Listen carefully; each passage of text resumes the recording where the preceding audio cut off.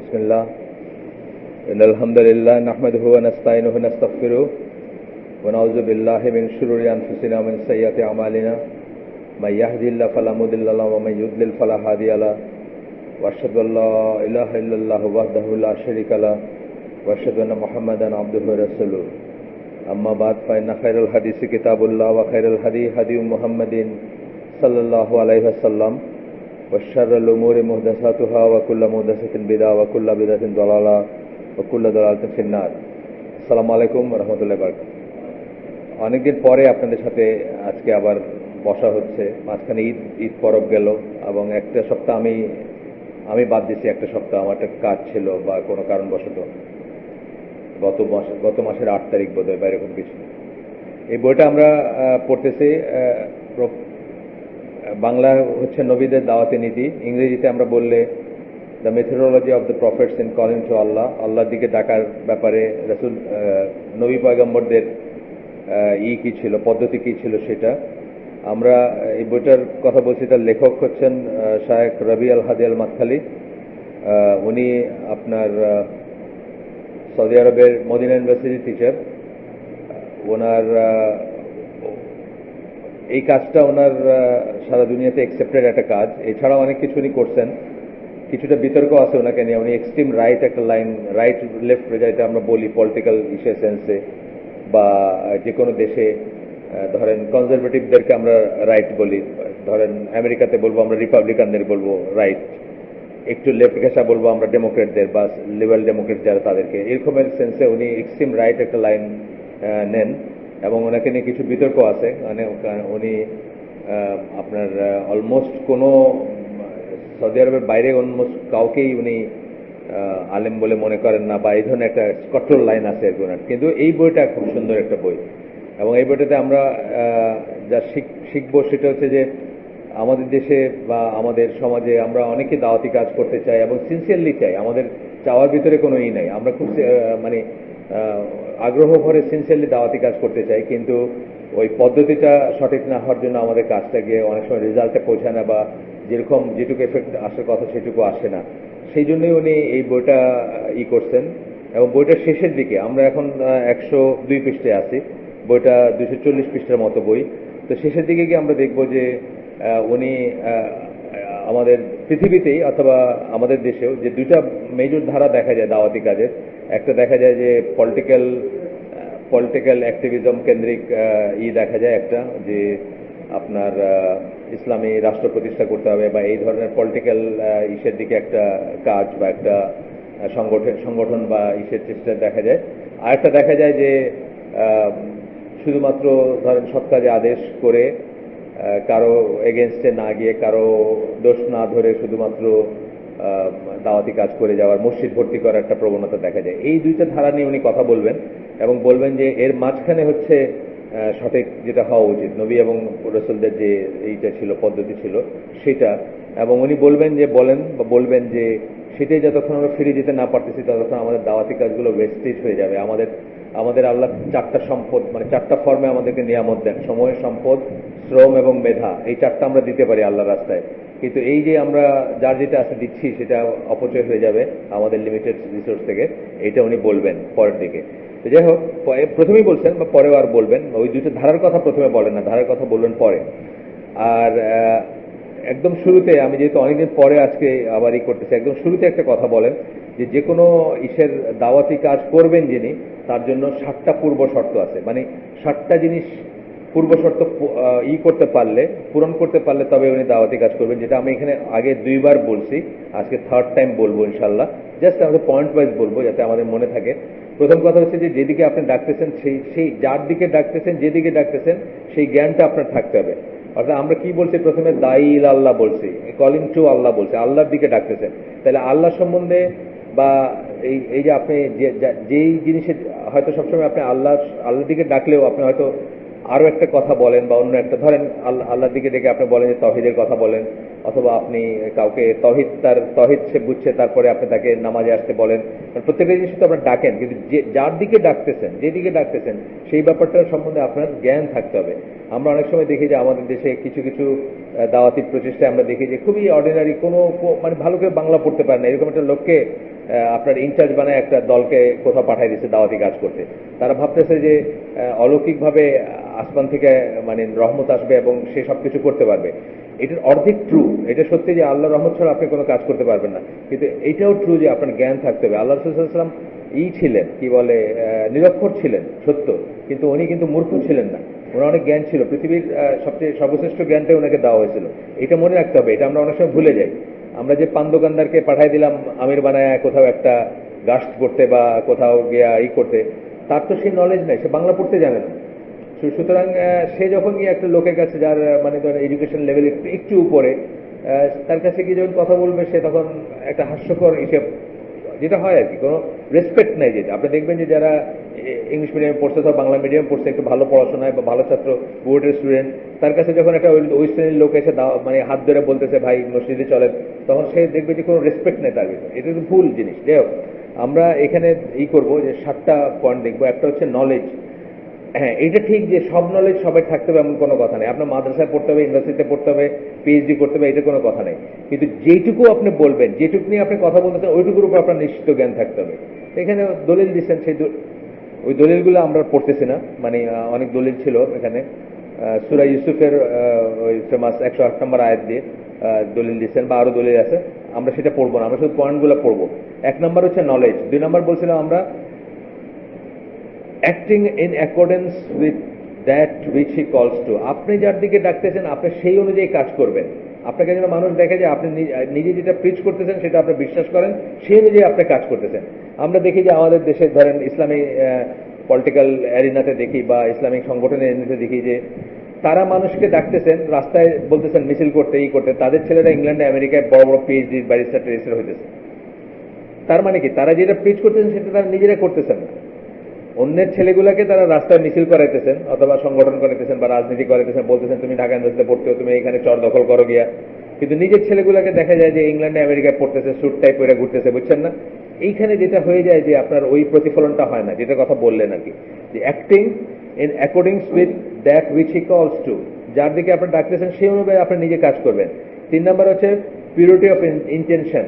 Intention মানে আপনার নিয়ত যেন একদম পিওর থাকে। পিওর মানে কি, যে কোনো দিনের কাজ, যে কোনো সওয়াবের নিয়তের কাজ হইতে হবে purely for the sake of Allah, শুধুমাত্র আল্লাহর জন্য হইতে হবে। এখানে যে ভেজাল মিশে যায়, বাড়ি গাড়ি, পলিটিক্যাল ক্ষমতা, ফ্ল্যাগওয়ালা গাড়ি বা কিছু একটা আছে না, আমাদের মনে অনেক কিছু আসে, স্বপ্ন আছে না, আসে তো। কিন্তু ওই পলিটিক্যাল ইসে কিন্তু এরিনাটাই এরকম যে পলিটিক্যাল এরিনায় ক্ষমতার একটা স্বপ্ন থাকে, ক্ষমতার সাথে সাথে যে জিনিসগুলো আছে সেগুলো ভোগ করার একটা স্বপ্ন থাকে। এগুলো আসলে আপনার দাওয়াতি কাজটা বা দিনের কাজটা বা তোয়াজও যদি হয়, আর কিছু না হোক, অনেক মানুষের থাকবে যে আমার একটু তোয়াজ করবে মানুষ, আমি যদি মানে ভালো করে বক্তৃতা করতে পারি, ভালো করে করতে পারি, আমাকে একটু সম্মান করবে, আমাকে দেখে দাঁড়াবে, অনেক অনেক সব মোটিভ থাকতে পারে, আপনার পুরা নষ্ট হয়ে গেল। তাহলে এটাই বলতেছেন 3 নম্বর বলতেছেন যে পিউরিটি অফ ইন্টেনশন, ইখলাস, শুধুমাত্র আল্লাহর জন্য হইতে হবে। 4 নম্বরটা বলতেছেন যেইটা প্রাইমারি ইম্পর্টেন্স ওইটা দিয়ে আগে শুরু করতে। এইখানে কিন্তু আমাদের দেশের দাওয়াতি কাজ একদম শেষ। দুই সাইডে, দুইটা ধারার কথা যেটা বললাম, প্রাইমারি ইম্পর্টেন্স হচ্ছে তাওহীদ বা আল্লাহর একত্ব, শিরক বিবর্জিত ইবাদত। দুনিয়ার সবকিছু থেকে আল্লাহকে আলাদা করতে হবে। মানে যা কিছু এক্সিস্ট করে মহাবিশ্বে, চন্দ্র সূর্য তারা গ্যালাক্সি যাই বলেন, সবকিছু থেকে আল্লাহকে আলাদা করে সেই আল্লাহর ইবাদত করতে হবে। আর কিছুই আল্লাহর মতো না, এটা বুঝে ইবাদত করতে হবে। এইটা হচ্ছে প্রায়োরিটি। এইটার আগে আপনি কখনো যদি দল করেন, কখনো পলিটিক্যাল এজেন্ডা থাকে, কখনো যদি মসজিদ ভর্তি করতে চান, এটা কোনো মিনিং নাই। যার আকীদা শুদ্ধ না, যার তাওহীদ শুদ্ধ না, তাকে যে মসজিদ ভরে কোনো মানে হয় না, কারণ তার সালাতের কোনো মানে নেই, তার কোনো ইবাদতের কোনো মানে নেই। তাহলে তাকে প্রথম কোন দিকে প্রায়োরিটি, যেটা ওটার দিকে ডাকতে হবে। আমি অনেক সময় মানে ওয়েস্টার্ন ওয়ার্ল্ডে এসে বলি যে ধরেন আপনি প্যারিসে দাওয়াতি কাজ করতে গেছেন, এখন আপনি একটা প্যারিসে তো জানেন আপনার প্যারিসে খুব আনন্দ ফুর্তির ব্যবস্থা আছে, আপনি একটা বারে গিয়ে ঢুকে বললেন তোমরা সবাই নামাজ পড়তে চলো, বা একটা কিছু বললেন, তোমার মদ খাইতেছো কেন, মদ খাওয়া ছেড়ে দাও, মদ খাওয়া হারাম, তো শুনবে আপনার কথা? শুনবে না, কারণ সে আল্লাহ বিশ্বাস করে না। তাকে পয়লা আল্লাহর দিকে ডাকতে হবে, তারপর তৌহিদের দিকে ডাকতে হবে। একবার যখন আল্লাহ তৌহিদটা ঠিক হবে তখন বলবে আল্লাহ কিন্তু মদ খেতে না করছে, তখন হয়তো সে আপনার কথার একটা মিনিং বুঝবে বা একটা কোনো পাত্তা দিবে। আজ এছাড়া আপনার কথা কোনো মিনিং নেই তার কাছে। এইটা বলতেছেন যে যেটার priority, beginning with what is primary primary importance, যেটা সবচেয়ে বেশি ইম্পর্টেন্ট সেটা দিয়ে আগে শুরু করবেন, তারপর পর্যায়ক্রমিকভাবে যাবেন, আস্তে আস্তে যাবেন। একটা লোক যদি তৌহিদের উপর প্রতিষ্ঠিত হয়, তাকে নামাজে ডাকলেন, সে যখন নামাজ পড়তেছে, নেক্সট তাকে জাকাতের কথা বললেন, সে নামাজ জাকাত দুইটা করলে তাকে সিয়ামের কথা বললেন, এবং তারপরে সোয়ান যা আছে আরো আরো যেগুলো আপনার পরবর্তীতে যেগুলা আর একটু কম ইসের হইলেও যেগুলো ইম্পর্টেন্ট সেগুলোর কথা বললেন, শরিয়া বা হালাল হারামের বিধান ইত্যাদি বললেন। কিন্তু শুরু করতে হবে যেটা সবচেয়ে বেশি প্রায়োরিটি সেটা দিয়ে। 5 নম্বরটা বলতেছেন পেশেন্ট পার্সিভিয়ারেন্স। পার্সিভিয়ারেন্স মানে হচ্ছে অধ্যবসায়, মানে একবার না পারিলে দেখো শতবার, এই কথাটা আর কি। এটা হলো অধ্যবসায়ের একটা যে মানে ফেল করবেন, আপনার কথা শুনবে না, মুখ ঘুরায় নেবে, আবার বলবেন আবার বলবেন আবার বলবেন, যেটা করবেন। তো এইটার কথা বললেন। আর 6 নম্বর ছিল আপনার ম্যানার, আপনার মানে চরিত্র, অথবা আপনার চরিত্র বলবো না, আপনার আচার আচরণ, ব্যবহারটা অমায়িক হইতে হবে, সুন্দর হইতে হবে। আমাদের দেশে একটা একটা একটা বললেন, একজনের কথা কোট করে বললেন যে মাইক হাতে পাইলে মানুষ আর অমায়িক থাকে না। বুঝছেন তো, মাইক হাতে পাইলে অমায়িক থাকে না, খালি বক্তৃতা মারতে চায় তখন না। আপনি আপনার আচার ব্যবহার সুন্দর হইতে হবে। আপনি ধরেন আস্তে আস্তে একটা পর্যায়ে পৌঁছে গেছেন, তারপরে যেন আপনি আপনার ভিতর ফুটানি না চলে আসে, আপনি যদি মনে না করেন, যে এদের আমার দরকার নেই, সাধারণ মানুষের দরকার নেই। আমি একদিন বেশ আগে এক মসজিদে, ওই ঈদগাহ মসজিদ, আপনার ওই যে এটা চিনেন নাকি আমি জানি না, 15 নম্বর রোডের পাশে, আনাম রাঞ্চ প্লাজার পাশে যেটা আর কি, পুরানো একটা মসজিদ ছিল, ঈদগাহ বলতো। ওটা এখন বাইঙ্গা বানাইছে, একদম মডার্ন বানায় ফেলছে, কিন্তু আগেরটা পুরানটা যেটা আর কি। তো ওইখানে অনেক খুঁজে পাইতে একটা ফ্যানের নিচে বসছি। তো এর ভিতরে একজন মানে ইসলামী পলিটিক্যাল লিডার আসছেন, ওনার সাথে ওনার চামচা আসছেন। আইসা আমারে বলতেছে যে আপনার সরেন তো এখান থেকে। আমি কেন? বলছে আমার হুজুর বসবে এখানে। আমি আমি কি মানুষ না, আমি এর নিচে বসতে পারেন না? আমি তো আগে এসে জায়গাটা বসছি, আপনার হুজুররা আরেকজন জায়গা খুঁজতে বলেন, বুঝছেন না? তো উনি একদিন হয়তো আমাদের মতোই ছিলেন, কিন্তু অনেক বক্তৃতা মাইক হাতে পায় অমাইক হয়ে গিয়ে এখন উনি ওনার আলাদা করে জায়গা দরকার, আমার সরাই ওনার জায়গা দরকার। আমি এটা কেমন কথা হলো? আমি আমার সরাই আপনার জায়গা কেন নিতে হবে? উনি বলতেছেন না, ওনার চামচা যে সে বলতেছে। তো এই যে জিনিসটা, এটা বুঝতে হবে যে এখানে কি দাঁড়াইলো। এখানে কিন্তু উনি ম্যানারে হারিয়ে গেলেন। উনি চুপ ছিলেন মানে কি, উনি ওনার ইকে অ্যাপ্রুভ করছেন, মানে চামচা যে ছিল তাকে অ্যাপ্রুভ করছেন। চুপ থাকা মানে যে অ্যাপ্রুভ করা। উনি তো বলেন না এই চুপ থাকো, তুমি এটা বলতেছো এটা অন্যায় জিনিস, সেটা বলেন না, কিন্তু চুপ করেছিলেন। ওই ফ্যানের গরম বেশি, ওনাদের গরম, ওনাদের এসিতে থাকেন, গরম বেশি লাগে, ওনার ওটার নিচে বসা দরকার। আমি আমি কেন সরবো? ওনার জায়গা খুঁজে দিতে বলেন অন্য জায়গায়। সে থতমতো খেয়ে গেছে, বুঝছেন না? তো এটা কি ম্যানার যেন আপনার সুন্দর হয়। আপনি দায়ী, আপনাকে দেখে আমরা শিখবো, আপনি আমাদের মডেল। আপনার ম্যানার সুন্দর হবে, আপনার রোল মডেল। তার মানে এটা না যে আপনি খালি মিনমিন করবেন, যেটা মানে উচিত কথা সেটা বলবেন না তা না। আল্লাহ রাসূলের লাইফ দেখেন, উচিত কথায় কোনদিন বলতে 1 সেকেন্ড দেরি করেন না। যেখানে অন্যায়ের প্রতিবাদ করতে হবে, ভুল করতে হবে, ভুলকে শুদ্ধ করতে হবে, সেখানেই না, কিন্তু সুন্দরভাবে বলছেন, চিৎকার করে বলেন নাই, গালিগালাজ দিয়ে বলেন নাই, অ্যাবিউজ করে বলেন নাই, তাই না? এরকম ব্যাপার আর কি। 6 নম্বর পয়েন্ট হচ্ছে যে গুড ম্যানার বললাম। 7 নম্বর পয়েন্ট হচ্ছে লাস্ট, যে আপনি ভালো এক্সপেকটেশন নিয়ে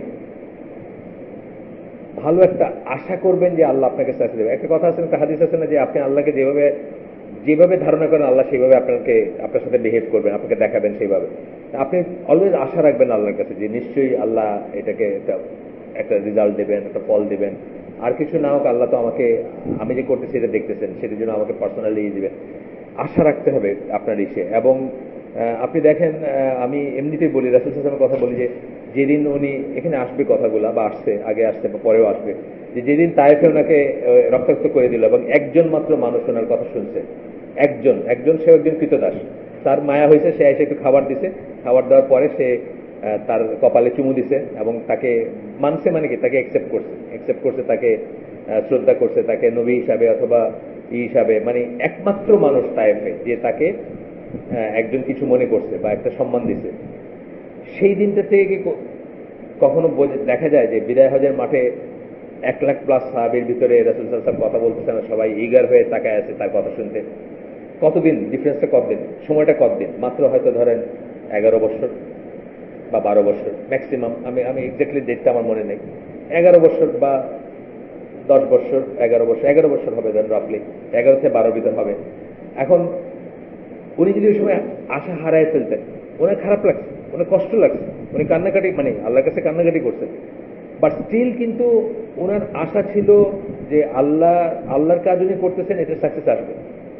কিন্তু ওই সময় থেকে কোনো যুক্তিতে এটা আসতে পারে না যে উনি পুরো অ্যারাবিয়ান পেনিনসুলার লিডার, এবং উনি বিদায় হজের মাঠে খালি গলায় তো কথা বলতেন। তখন তার মাইক ছিল না, 1,00,000 মানুষ শুনতে আসছে যে উনি কি কথা বলেন। মানে এই যে ডিফারেন্স, এই যে চেঞ্জটা, এটা আল্লাহর উপর ভরসা থাকলে আপনার আসবে। সুতরাং আপনি আল্লাহর সম্বন্ধে সবসময় ভালো আশা রাখবেন, ভালোই রাখবেন, এবং এটা মনে রাখবেন বলা আকিবাতুল মুত্তাকিন একটা কথা আছে, শেষটা হচ্ছে মুত্তাকিদের জন্য। ইভেন যদি মানুষের দিক দিয়ে, নাম্বারের দিক দিয়ে আপনার নাম্বার নাও বাড়ে, কিন্তু রিওয়ার্ডের দিক দিয়ে এন্ডটা হচ্ছে আপনার, এটা আপনার বিশ্বাস থাকতে হবে, বা এইভাবে আপনি কাজ করবেন, আল্লাহর কাছে রিওয়ার্ড পাওয়ার চিন্তা করে করবেন। এরকম ছিল 7টা পয়েন্ট, আমরা ওগুলো আগে পড়ছি। এরপরে যেটা পড়ছি, আপনার যেহেতু অনেকদিন পরে আমি এই জন্য একটু পিছন থেকে টানতেছি, এরপরে যেটা পড়ছি আমরা সেটা হচ্ছে যে আপনার জেনারেলি নবীদের দাওয়াতি নীতি আল্লাহ কি বর্ণনা করছেন কোরআনে, সেইগুলা জেনারেল, মানে জেনারেল নবী পয়গম্বর, মানে জেনারেলি অ্যাবাউট অল নবীদের কি হওয়া উচিত, মানে রসুলদের কি হওয়া উচিত, এই ধরনের কিছু আয়াত আছে, কিছু কথা আছে, সেগুলো আমরা পড়ছি। তারপরে আমরা পড়ছি পার্টিকুলারলি নাম ধরে ধরে এক একজন নবীর ব্যাপারে আল্লাহ কি বলছেন কোরআনে, এবং তাদের এইগুলা পড়ছি। আমরা নূহ আলাইহিসসালাম পড়ছি, আমরা ইব্রাহিম আলাইহিসসালাম পড়ছি, আমরা ইউসুফ আলাইহিসসালাম পড়ছি, আমরা মুসা আলাইহিসসালাম পড়ছি, এবং সর্বশেষে আমরা রাসূল সাল্লাল্লাহু আলাইহি ওয়াসাল্লামের অধ্যায়তে আসি যে ওনার ব্যাপারে কোরআন কি, মোস্টলি কোরআন হাদিস, কোরআন হাদিসের বাইরে এই বইগুলোর বিউটি হচ্ছে কোরআন হাদিসের বাইরে কোনো কথা নাই। আপনি দেখবেন এই ধরনের বই যেগুলো আর কি, যারা যত যত শুদ্ধ বা যত ভালো স্কলারের বই পড়বেন, তার বইতে দেখবেন আপনার নিজের কথা খুব একটা নাই, জাস্ট কোরআন হাদিস এইরকম। এই বইটা সেরকম একটা বই। তো যাই হোক, শেষ আমরা রাসূল সাল্লাল্লাহু আলাইহি ওয়াসাল্লামের এসে আসি, সেখানে আমরা বেশ কিছু পৃষ্ঠা পড়ছি অলরেডি। আজকে যেটা পড়বো তার আগে আমরা রাসূল সাল্লাল্লাহু আলাইহি ওয়াসাল্লাম সম্বন্ধে বেশ কিছু জিনিস পড়ছি। আজকে যেখান থেকে আসবো সেটা হচ্ছে যে অনেকটুকু পড়ছি আমরা রাসূল সাল্লাল্লাহু আলাইহি ওয়াসাল্লামের লাইফ টাইম। দাঁড়ান আমি একটু প্রিসাইজলি বলি আপনাদের, তাহলে যারা নতুন আসছেন দুই একজন তাদের একটু আইডিয়া হবে। আমরা 87 পৃষ্ঠায় রাসূল সাল্লাল্লাহু আলাইহি ওয়াসাল্লাম সম্বন্ধে পড়তে শুরু করেছিলাম, এখন আমরা 110 পৃষ্ঠা, 110 সরি 102 পৃষ্ঠায় আছে। তার মানে 5 পৃষ্ঠার মতো আমরা রাসূল সাল্লাল্লাহু আলাইহি ওয়াসাল্লামের দাওয়াতি নীতি কি ছিল সেটা নিয়ে পড়ে সারছি। চলেন আজকে যেখানে আমরা গতদিন শেষ করছিলাম সেখান থেকে আজকে শুরু করবো ইনশাআল্লাহ। মুআয বিন জাবাল, এটা একটু পড়ছিলাম ওই দিন। মুআয বিন জাবালকে যখন ইয়ামানে গভর্নর হিসেবে পাঠালেন, এখন তো মদিনা পিরিয়ডে আসছি আমরা, অনেকে বলে যে মক্কার পিরিয়ডে 13 বছর ছিল তৌহিদের দাওয়াত, কিন্তু তারপরে মদিনায় যখন আসলাম দাওয়াতটা চেঞ্জ হয়ে গিয়ে এসে চলে আসলো ডেইলি লাইফের ব্যাপার স্যাপারে চলে আসলো, যেটা কোরআনের ব্যাপারে প্রযোজ্য। যে মদিনায় অনেকে দেখবেন যে মক্কার এই স্টাইলগুলো দেখবেন, মক্কাতে কিন্তু আপনার এই সম্পত্তি বন্টন, কিভাবে ডিভোর্স করবেন, কিভাবে রোজা রাখবেন, এই সমস্ত বর্ণনা নাই, মক্কার আয়াতে নাই। কিন্তু মক্কার আয়াতগুলো হচ্ছে ইট ইজ ট্রু, শুধুমাত্র লা ইলাহা ইল্লাল্লাহ, তাওহীদ। কিন্তু যখন মদিনায় আসলে তখন এডিশনাল জিনিস আসলো, সম্পত্তি কিভাবে ভাগ হবে, ডিভোর্স কিভাবে হবে, ওই আহলে কিতাবের সাথে কিভাবে ব্যবহার করবেন, তারপরে কিভাবে নামাজ পড়বেন, কিভাবে মানে কোন পানীয়টা খাবেন, কোনটা খাবেন না, কোনটা হালাল কোনটা, ইত্যাদি অনেক কথা আসলো। কিন্তু এইখানে দেখবেন এটা বিউটিফুল ব্যাপার হচ্ছে যে এখানে তারপরেও বলতেছেন, কিন্তু আকীদার থেকে কিন্তু এক মুহূর্ত সরেন নেই, লা ইলাহা ইল্লাল্লাহ থেকে কিন্তু ফোকাসটা চেঞ্জ হয়নি। ওই কাজগুলো সব ঠিকই নতুন বলছেন বা নতুন করে কতগুলো কথা বলছেন, কিন্তু লা ইলাহা ইল্লাল্লাহ থেকে ফোকাস একটু চেঞ্জ হয় নাই, এইটাই উনি বলতেছেন। মুআয বিন জাবালকে যখন ইয়েমেন পাঠালেন গভর্নর হিসেবে, গভর্নর মানে তখন অলরেডি রাসূল সাল্লাল্লাহু আলাইহি ওয়াসাল্লাম আরাবিয়ান পেনিনসুলার একচ্ছত্র লিডার বলতে পারেন। তখন উনি কোথায় পাঠাচ্ছেন? ইয়েমেনে পাঠাচ্ছেন গভর্নর হিসেবে। তখন বললেন কি, তুমি যাচ্ছ আহলে কিতাবদের মাঝখানে, প্রথম জিনিস যেটা তুমি তাদেরকে ডাকবা সেটা হচ্ছে যে আল্লাহ ছাড়া ইবাদতের যোগ্য সত্যিকার কোনো ইলা নাই, মানে লা ইলাহা ইল্লাল্লাহ। এইদিকে তাদেরকে প্রথম কাজ। এটি কেন বলছেন? যে আহলে কিতাবরা জিনিসগুলো অলরেডি অনেকটুকু জানে। সুতরাং আসলে তো আহলে কিতাবরাও মনোথেস্টিক ছিল, তারাও তো একশ্বরবাদী ছিল, যেটাকে আমরা বলি, বা তৌহিদবাদী ছিল। পরে চেঞ্জ হয়ে গেছে তারা। ইহুদিরা সামহাও কোন একটা ফর্মে ছিল তখনও তৌহিদবাদী, কিন্তু খ্রিস্টানরা তো সেখান থেকে তখনই ট্রিনিটি বা ত্রয়ী, যেটাকে আমরা বলি তিনজনের উপাসনা, সেটা শুরু হয়ে গেছে তখনই। তো যাই হোক, তারপরে বললেন যে প্রথমে এটার দিকে ডাকবা। এবং আরেকটা ন্যারেশনে আসছে যে তাদেরকে ডাকো, আহলে কিতাবদেরকে বলো, they should single Allah out with all worship. তারা আল্লাহকে, যেটা আমি একটু আগে বললাম, আল্লাহকে সবকিছুতে আলাদা করবেন, করে আল্লাহর ইবাদত করবেন, সবকিছুতে আলাদা, আর কিছুই আল্লাহর মতো না। এখান থেকে তৌহিদের যাত্রা শুরু হবে। আমরা আগেও বলছি, বারবার বলতে থাকি আমরা এটা, কারণ এটা আসলে অনেক কিছুর পেছনে এই ত্রুটিটা কাজ করে।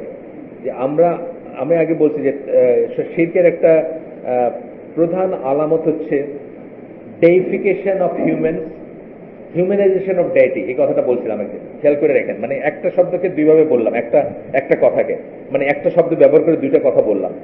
ডেইফিকেশন অফ হিউম্যান মানে মানুষকে শ্রদ্ধা করতে করতে আপনি আল্লাহর পর্যায়ে নিয়ে যাচ্ছেন, আর হিউম্যানাইজেশন অফ ডেইটি, আর যিনি আল্লাহ বা ইলাহ হওয়ার কথা তাকে আস্তে আস্তে মানুষের পর্যায়ে নিয়ে চলে আসে। দুইটাই কিন্তু হয় এবং দুইটা পথেই শিরক হয় কিন্তু। এই আমি তো ব্লগে একটু লেখালেখি করি, কয়েকদিন আগে এই এক ব্যাটারে আমি খুব দিছি, এই লালন ফকির নিয়ে লালনের এসে ঈশ্বর মতবাদ কি একটা বলছে। লালন কিন্তু মুসলিমই ছিল না, ওর ওর ও কি ঈশ্বর নিয়ে কি ভাবছে এটা আমি কি করবো। তো যে হ্যাঁ মানে ওই মুসলিমই ছিল না, এবং একদম পিওর পিওর পিওর পিওর কুফরে ছিল।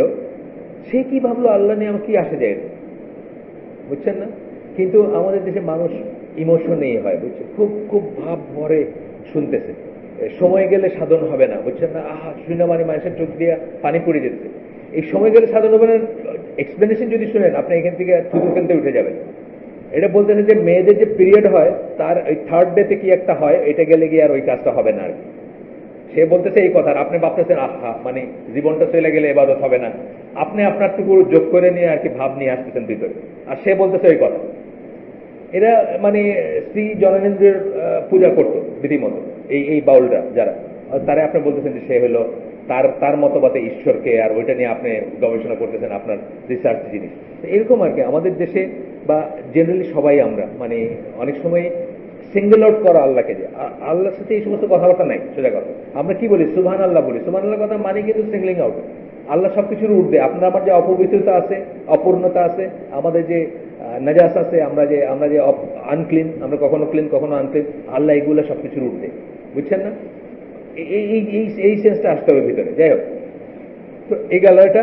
তারপরে বলতেছেন there is no doubt that he used to give the same advice to the scholars, governors and judges। মানে সন্দেহের কোনো অবকাশ নাই যে যাকে যেখানে পাঠাইতেন তাকে এই অ্যাডভাইস দিতেন যে প্রথমে এইটা দিয়ে শুরু করবা, বা প্রথম জিনিস হচ্ছে এইটা। তারপরে এই জিহাদের একটা কথা আসতেছে, এটা হচ্ছে সূরা বাকারা 193 নম্বর আয়াত।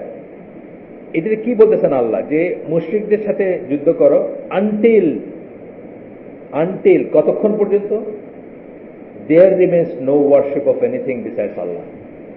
আল্লাহ কিন্তু এটাকেই প্রথমে দিচ্ছে। আল্লাহ বলতেছেন না তাদের সমস্ত দেশ দখল করে ফেলা পর্যন্ত, তাদের সবকটারে মাইরা ফেলা পর্যন্ত, তা বলতেছে না, কিন্তু বলতেছেন আনটিল আল্লাহ ছাড়া আর যত কিছুর ইবাদত করা এটা বন্ধ হয়, অর্থাৎ শিরক বন্ধ হয়, মূর্তি পূজা বন্ধ হয়, বা আল্লাহর সাথে শরীক করা বন্ধ হয়। গেল এটা। জারির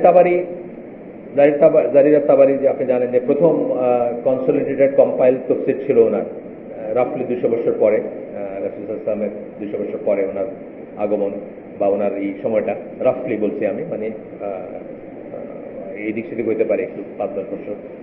তো ওই সময়টাতে কি বলছে, তো বলছে যে জারির তাবারি এই আয়াতটা নিয়ে কথা বলতেছেন, এই আয়াতের কথা বলতে গিয়ে বলতেছেন যে so that there is no shirk with Allah and no one besides him worship, and worship of idols, false god, and those set up as rivals, এগুলো সব এক্সটিংগুইশ করে দেওয়া হয়। তাহলে কি বললেন, কোনো শিরক থাকবে না, আল্লাহ ছাড়া কিছুর উপাসনা হবে না, এবং যেসব মূর্তি বা মিথ্যা মিথ্যা ইলা বা মিথ্যা তাগুত যেটাকে আমরা বলি, আল্লাহ ছাড়া যা কিছুর, তাগুতের প্রথম মিনিং হচ্ছে আল্লাহ ছাড়া আর যা কিছুর ইবাদত করা হয় সেগুলো থাকবে না, আল্লাহর কোনো রাইভাল সেট আপ করবে না কেউ। এই সমস্ত জিনিসগুলো করা বাদ দেওয়া পর্যন্ত, শেষ করা পর্যন্ত বলতেছেন যে আল্লাহ বলতেছেন তার নবীকে যে স্ট্রাগল করে যাও, যুদ্ধ করে যাও, বা তাদের সাথে করে যাও, এঙ্গেজ হও তাদের সাথে। আচ্ছা, এখানে বলতেছেন যে দিন, এখানে শব্দটা যেটা ইউজ করছেন সূরা বাকারা 195 নম্বর আয়াতে, সেটা হচ্ছে যে দিন কথাটা ইউজ করছেন। হ্যাঁ, ওয়ায়াকুনা দীনা লিল্লাহ, আল্লাহ সরি ওয়ায়াকুনা দীনু, তো ওইখানে এটার পরে দিনু হবে, দিনা হবে না, সরি মাফ করবেন আমাকে। ওয়ায়াকুনা দীনু লিল্লাহ, আল্লাহর জন্য হবে। এই যে দিন, এখানে দিন কথাটার মানে বলতেছেন এই জায়গাতে দিনের মানে হচ্ছে ওয়ার্শিপ অ্যান্ড অবিডিয়েন্স টু আল্লাহ। দিনের মানে কিন্তু চেঞ্জ হয় জায়গায়, আমাদের জায়গায় কোরআনে কিন্তু একটা শব্দের মিনিং চেঞ্জ হয়, এই জন্য তফসিরের দরকার না, যেমন তফসিরের দরকার হতো না। যেমন ধরেন আমরা বলি জিকির কথাটা, ধরেন জিকির কথাটা কখন কোরআন হিসাবে বুঝাইতে বলা হয়েছে, জিকির কথাটা কোরআন হিসাবে বলছে, কখনো নামাজ বোঝাইতে বলা হয়েছে। সূরা জুমাতে বলা হয়েছে কি তাড়াতাড়ি করো, হাসান তাড়াতাড়ি করো, জিকিরের দিকে যাও, এটা বলছে কি জিকির, ওখানে কি নামাজের কথা বলা হয়েছে, জুমার সালাতের কথা বলে। সো কোরআনে আমাদের দেখবো যে এক এক জায়গায় এক একটা শব্দের একটা মিনিং হইতে পারে, ইসে বলছেন মানে সূরা হিজরের জিকির বলছেন কোরআনের কথা, কোরআন ইটসেলফ।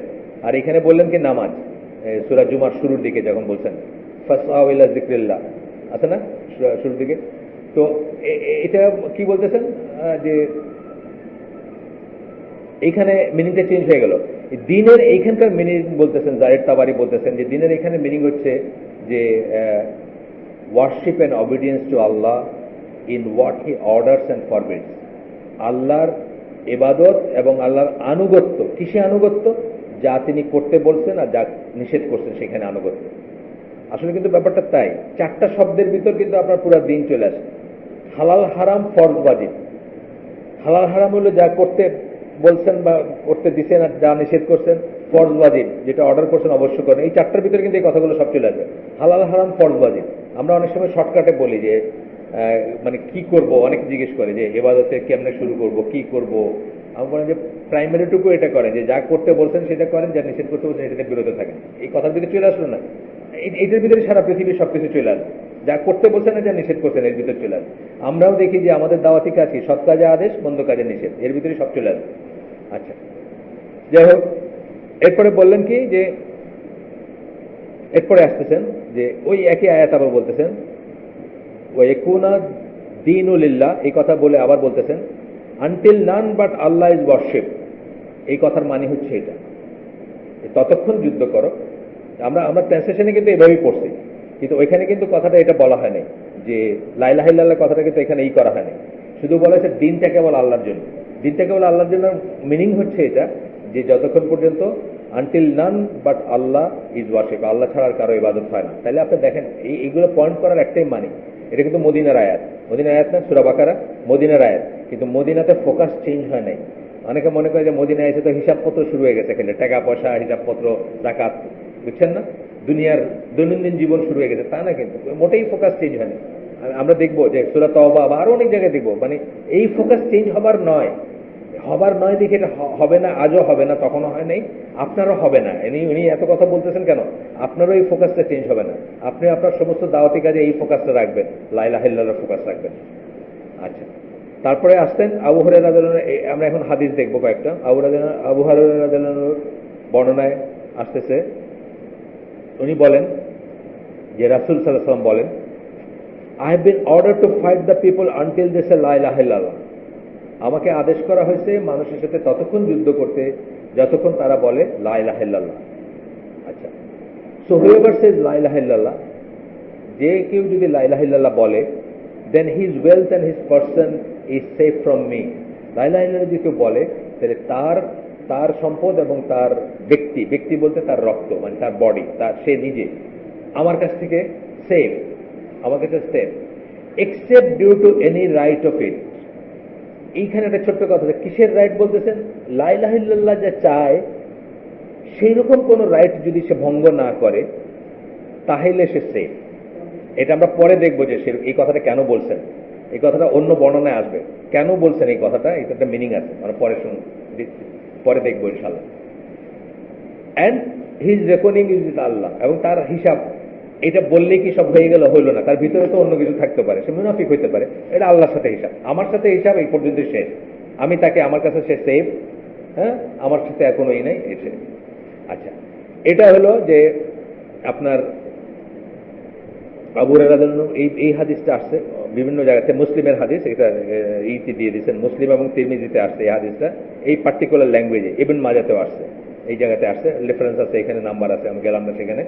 তারপরে বলতেছেন যে আবু বকর রাদিয়াল্লাহু আনহু, উমর রাদিয়াল্লাহু আনহু এবং আবু বকর রাদিয়াল্লাহু আনহু, তারা যখন ওই খলিফা হলেন এবং যখন ওই মুরতাদ বা যারা করছে, যারা ইসলাম থেকে বের হয়ে গেছে, তখন অনেকে বের হয়ে গেছিল বা অনেকে ঈমান হারাইছিল, তাদেরকে যখন ফাইট করার কথা আসছে বা তাদের সাথে যখন এঙ্গেজ হওয়ার কথা আসছে, তখন তারা কি করলো? তাদের, আপনি জানেন এটা খুব ফেমাস ঘটনা, তাদের এক দল জাকাত দিতে অস্বীকার করলো। ওমর রাদিয়াল্লাহু আনহু তখন বললেন যে আমি কিভাবে তাদের সাথে যুদ্ধ করব, যখন রাসূল সাল্লাল্লাহু আলাইহি ওয়াসাল্লাম বলছেন যে যতক্ষণ লা ইলাহা ইল্লাল্লাহ বলবে না ততক্ষণ পর্যন্ত ফাইট করো। সো লা ইলাহা ইল্লাল্লাহ যে বলতেছে সে তো আমার কাছ থেকে সেফ, তাকে তো আমি মারতে পারি না, তাকে তো আমি যুদ্ধ করতে পারি না, তার সাথে কিভাবে ফাইট করবো? এটা ওমর রাদিয়াল্লাহু আনহুর যুক্তি ছিল। উনি কাকে বলতেছেন? আবু বকর রাদিয়াল্লাহু আনহু বলতেছেন যে এইটা যুক্তি ছিল তার। এইখানে এই যে due to any right of it, এই কথাটা চলে আসতেছে যে লা ইলাহা ইল্লাল্লাহ বলার সাথে সাথে তার কতগুলো রাইট চলে আসে। তার রাইটের ভিতরে এটা আসছে যে আপনি ওই যে বলছিলেন ইসলাম কি, ইসলাম ওইখানে চলে আসতেছে যে আপনি সালাত, দেন যাকাত এবং অনওয়ার্ড চলে আসতেছে। এগুলা হচ্ছে লা ইলাহা ইল্লাল্লাহর রাইট। লা ইলাহা ইল্লাল্লাহ যে বললেন তার প্র্যাকটিক্যাল ডেমনস্ট্রেশন হবে এগুলা, যে আপনি এগুলা করবেন বা করতেছেন, সেখানে আসতেছে। তো যাই হোক, আবু বকর রাদিয়াল্লাহু আনহু বললেন যে এরকম যাকাত, indeed zakat is a right due upon the wealth, ওই যেটা বললাম ডিউ আপন ওয়েলথ। তারপরে উনি বললেন যে রাসূল সাল্লাল্লাহু আলাইহি ওয়াসাল্লাম তারা যদি এটা দিয়ে থেকে একটা একটা একটা সিঙ্গেল ছাগল যদি দিত, আমাকেও তাদেরকে দিতে হবে, নাহলে আমি তাদের সাথে যুদ্ধ করবো।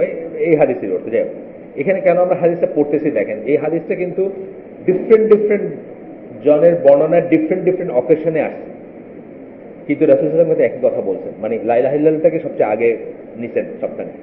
একটা আবু হুরায়রা রাদিয়াল্লাহু আনহু শুনলাম, এটা হলো আপনার ওমর রাদিয়াল্লাহু আনহুর বর্ণনায়, মানে ওমর রাদিয়াল্লাহু আনহু আবু বকর রাদিয়াল্লাহু আনহুর ডায়ালগের ইসে আসতেছে। এটা কিন্তু ডিফারেন্ট সোর্সের, রিপোর্টেড বাই বুখারী, এখানে বুখারী এবং মুসলিমের হাদিস। আগেরটা কিন্তু বুখারীর ছিল না, আগেরটা শুধু মুসলিমের ছিল, আমরা পড়ছি আগেরটা দুইটা তিনটা পড়ছি। আচ্ছা দেখেন, এই হাদিসটাই আবার আসতেছে জাবির বিন আব্দুল্লাহ রাদিয়াল্লাহু আনহুর বর্ণনায় আসতেছে। তিনি বলতেছেন যে আল্লাহ রাসূল সাল্লাল্লাহু আলাইহি ওয়াসাল্লাম বলছেন, I have been ordered to fight until they say none has the right to be worshipped, মানে লা ইলাহা ইল্লাল্লাহ যতক্ষণ না বলে ততক্ষণ। So when they say that none has the right to be worshipped except Allah, then their blood and property are safe from me except due to right, ওই আবার রাইট কথাটা আসতেছে, pertaining to it, and their reckoning is with Allah। একই কথা বললেন প্রায়, বলে কিন্তু বললেন যে আমরা আমরা কেন বারবার পড়তেছি, হাদিসটা পরে আসতেছে, আপনাদের তো বোরিং লাগতে পারে, একটু পরে দেখবেন যে কেন বললাম বারবার। তারপরে উনি কি করলেন, একটা পড়লেন, এই যে একটা আয়াত পড়লেন, জাবির রাদিয়াল্লাহু আনহু একটা আয়াত পড়লেন। কোন আয়াতটা? ওই যে ওইটা ফাযাক্কির ইন্নামা আনতা মুযাক্কির, ওইটা পড়লেন। পড়ে বললেন যে তোমাকে একজন হিসাবে মানে স্মরণ করায় দেওয়ার জন্য তোমাকে পাঠাইছি, বা তাদেরকে ডাকার জন্য পাঠাইছি, বাট তোমাকে দারোগা করে পাঠাই নাই। যেটা এটা পরের কথা। দারোগা বলতে you are not to force them to believe against their will, তাদের ইচ্ছার বিরুদ্ধে তাদেরকে ফোর্স করে এই করতে।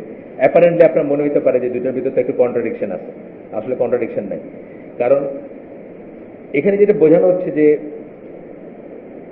জোর করে আহলে কিতাব বা যারা আছে তাদেরকে কনভার্ট করার দরকার নেই। প্র্যাকটিক্যাল লেভেলে কি হয়েছে, প্র্যাকটিক্যাল লেভেলে এর সাথে আরো দুইটা কথা আসছে, যে এইটা যদি না করে তারা, তাইলে তারা জিজিয়া দিবে। আপনি দেখবেন যুদ্ধগুলোর ব্যাপার দেখবেন, তাহলে তারা জিজিয়া দিবে নতুন যখন কারো কাছে পাঠানো হচ্ছে, আর তা যদি না হয় তাহলে যুদ্ধের জন্য রেডি হবে। তার মানে ওই একটা কন্ডিশন ছিল, এই কোরআনের এই কথাটা আসছে ওই কন্ডিশনের ভিতরে, যে তাদেরকে জোর করবা না, জোর করে তাদেরকে করবা না।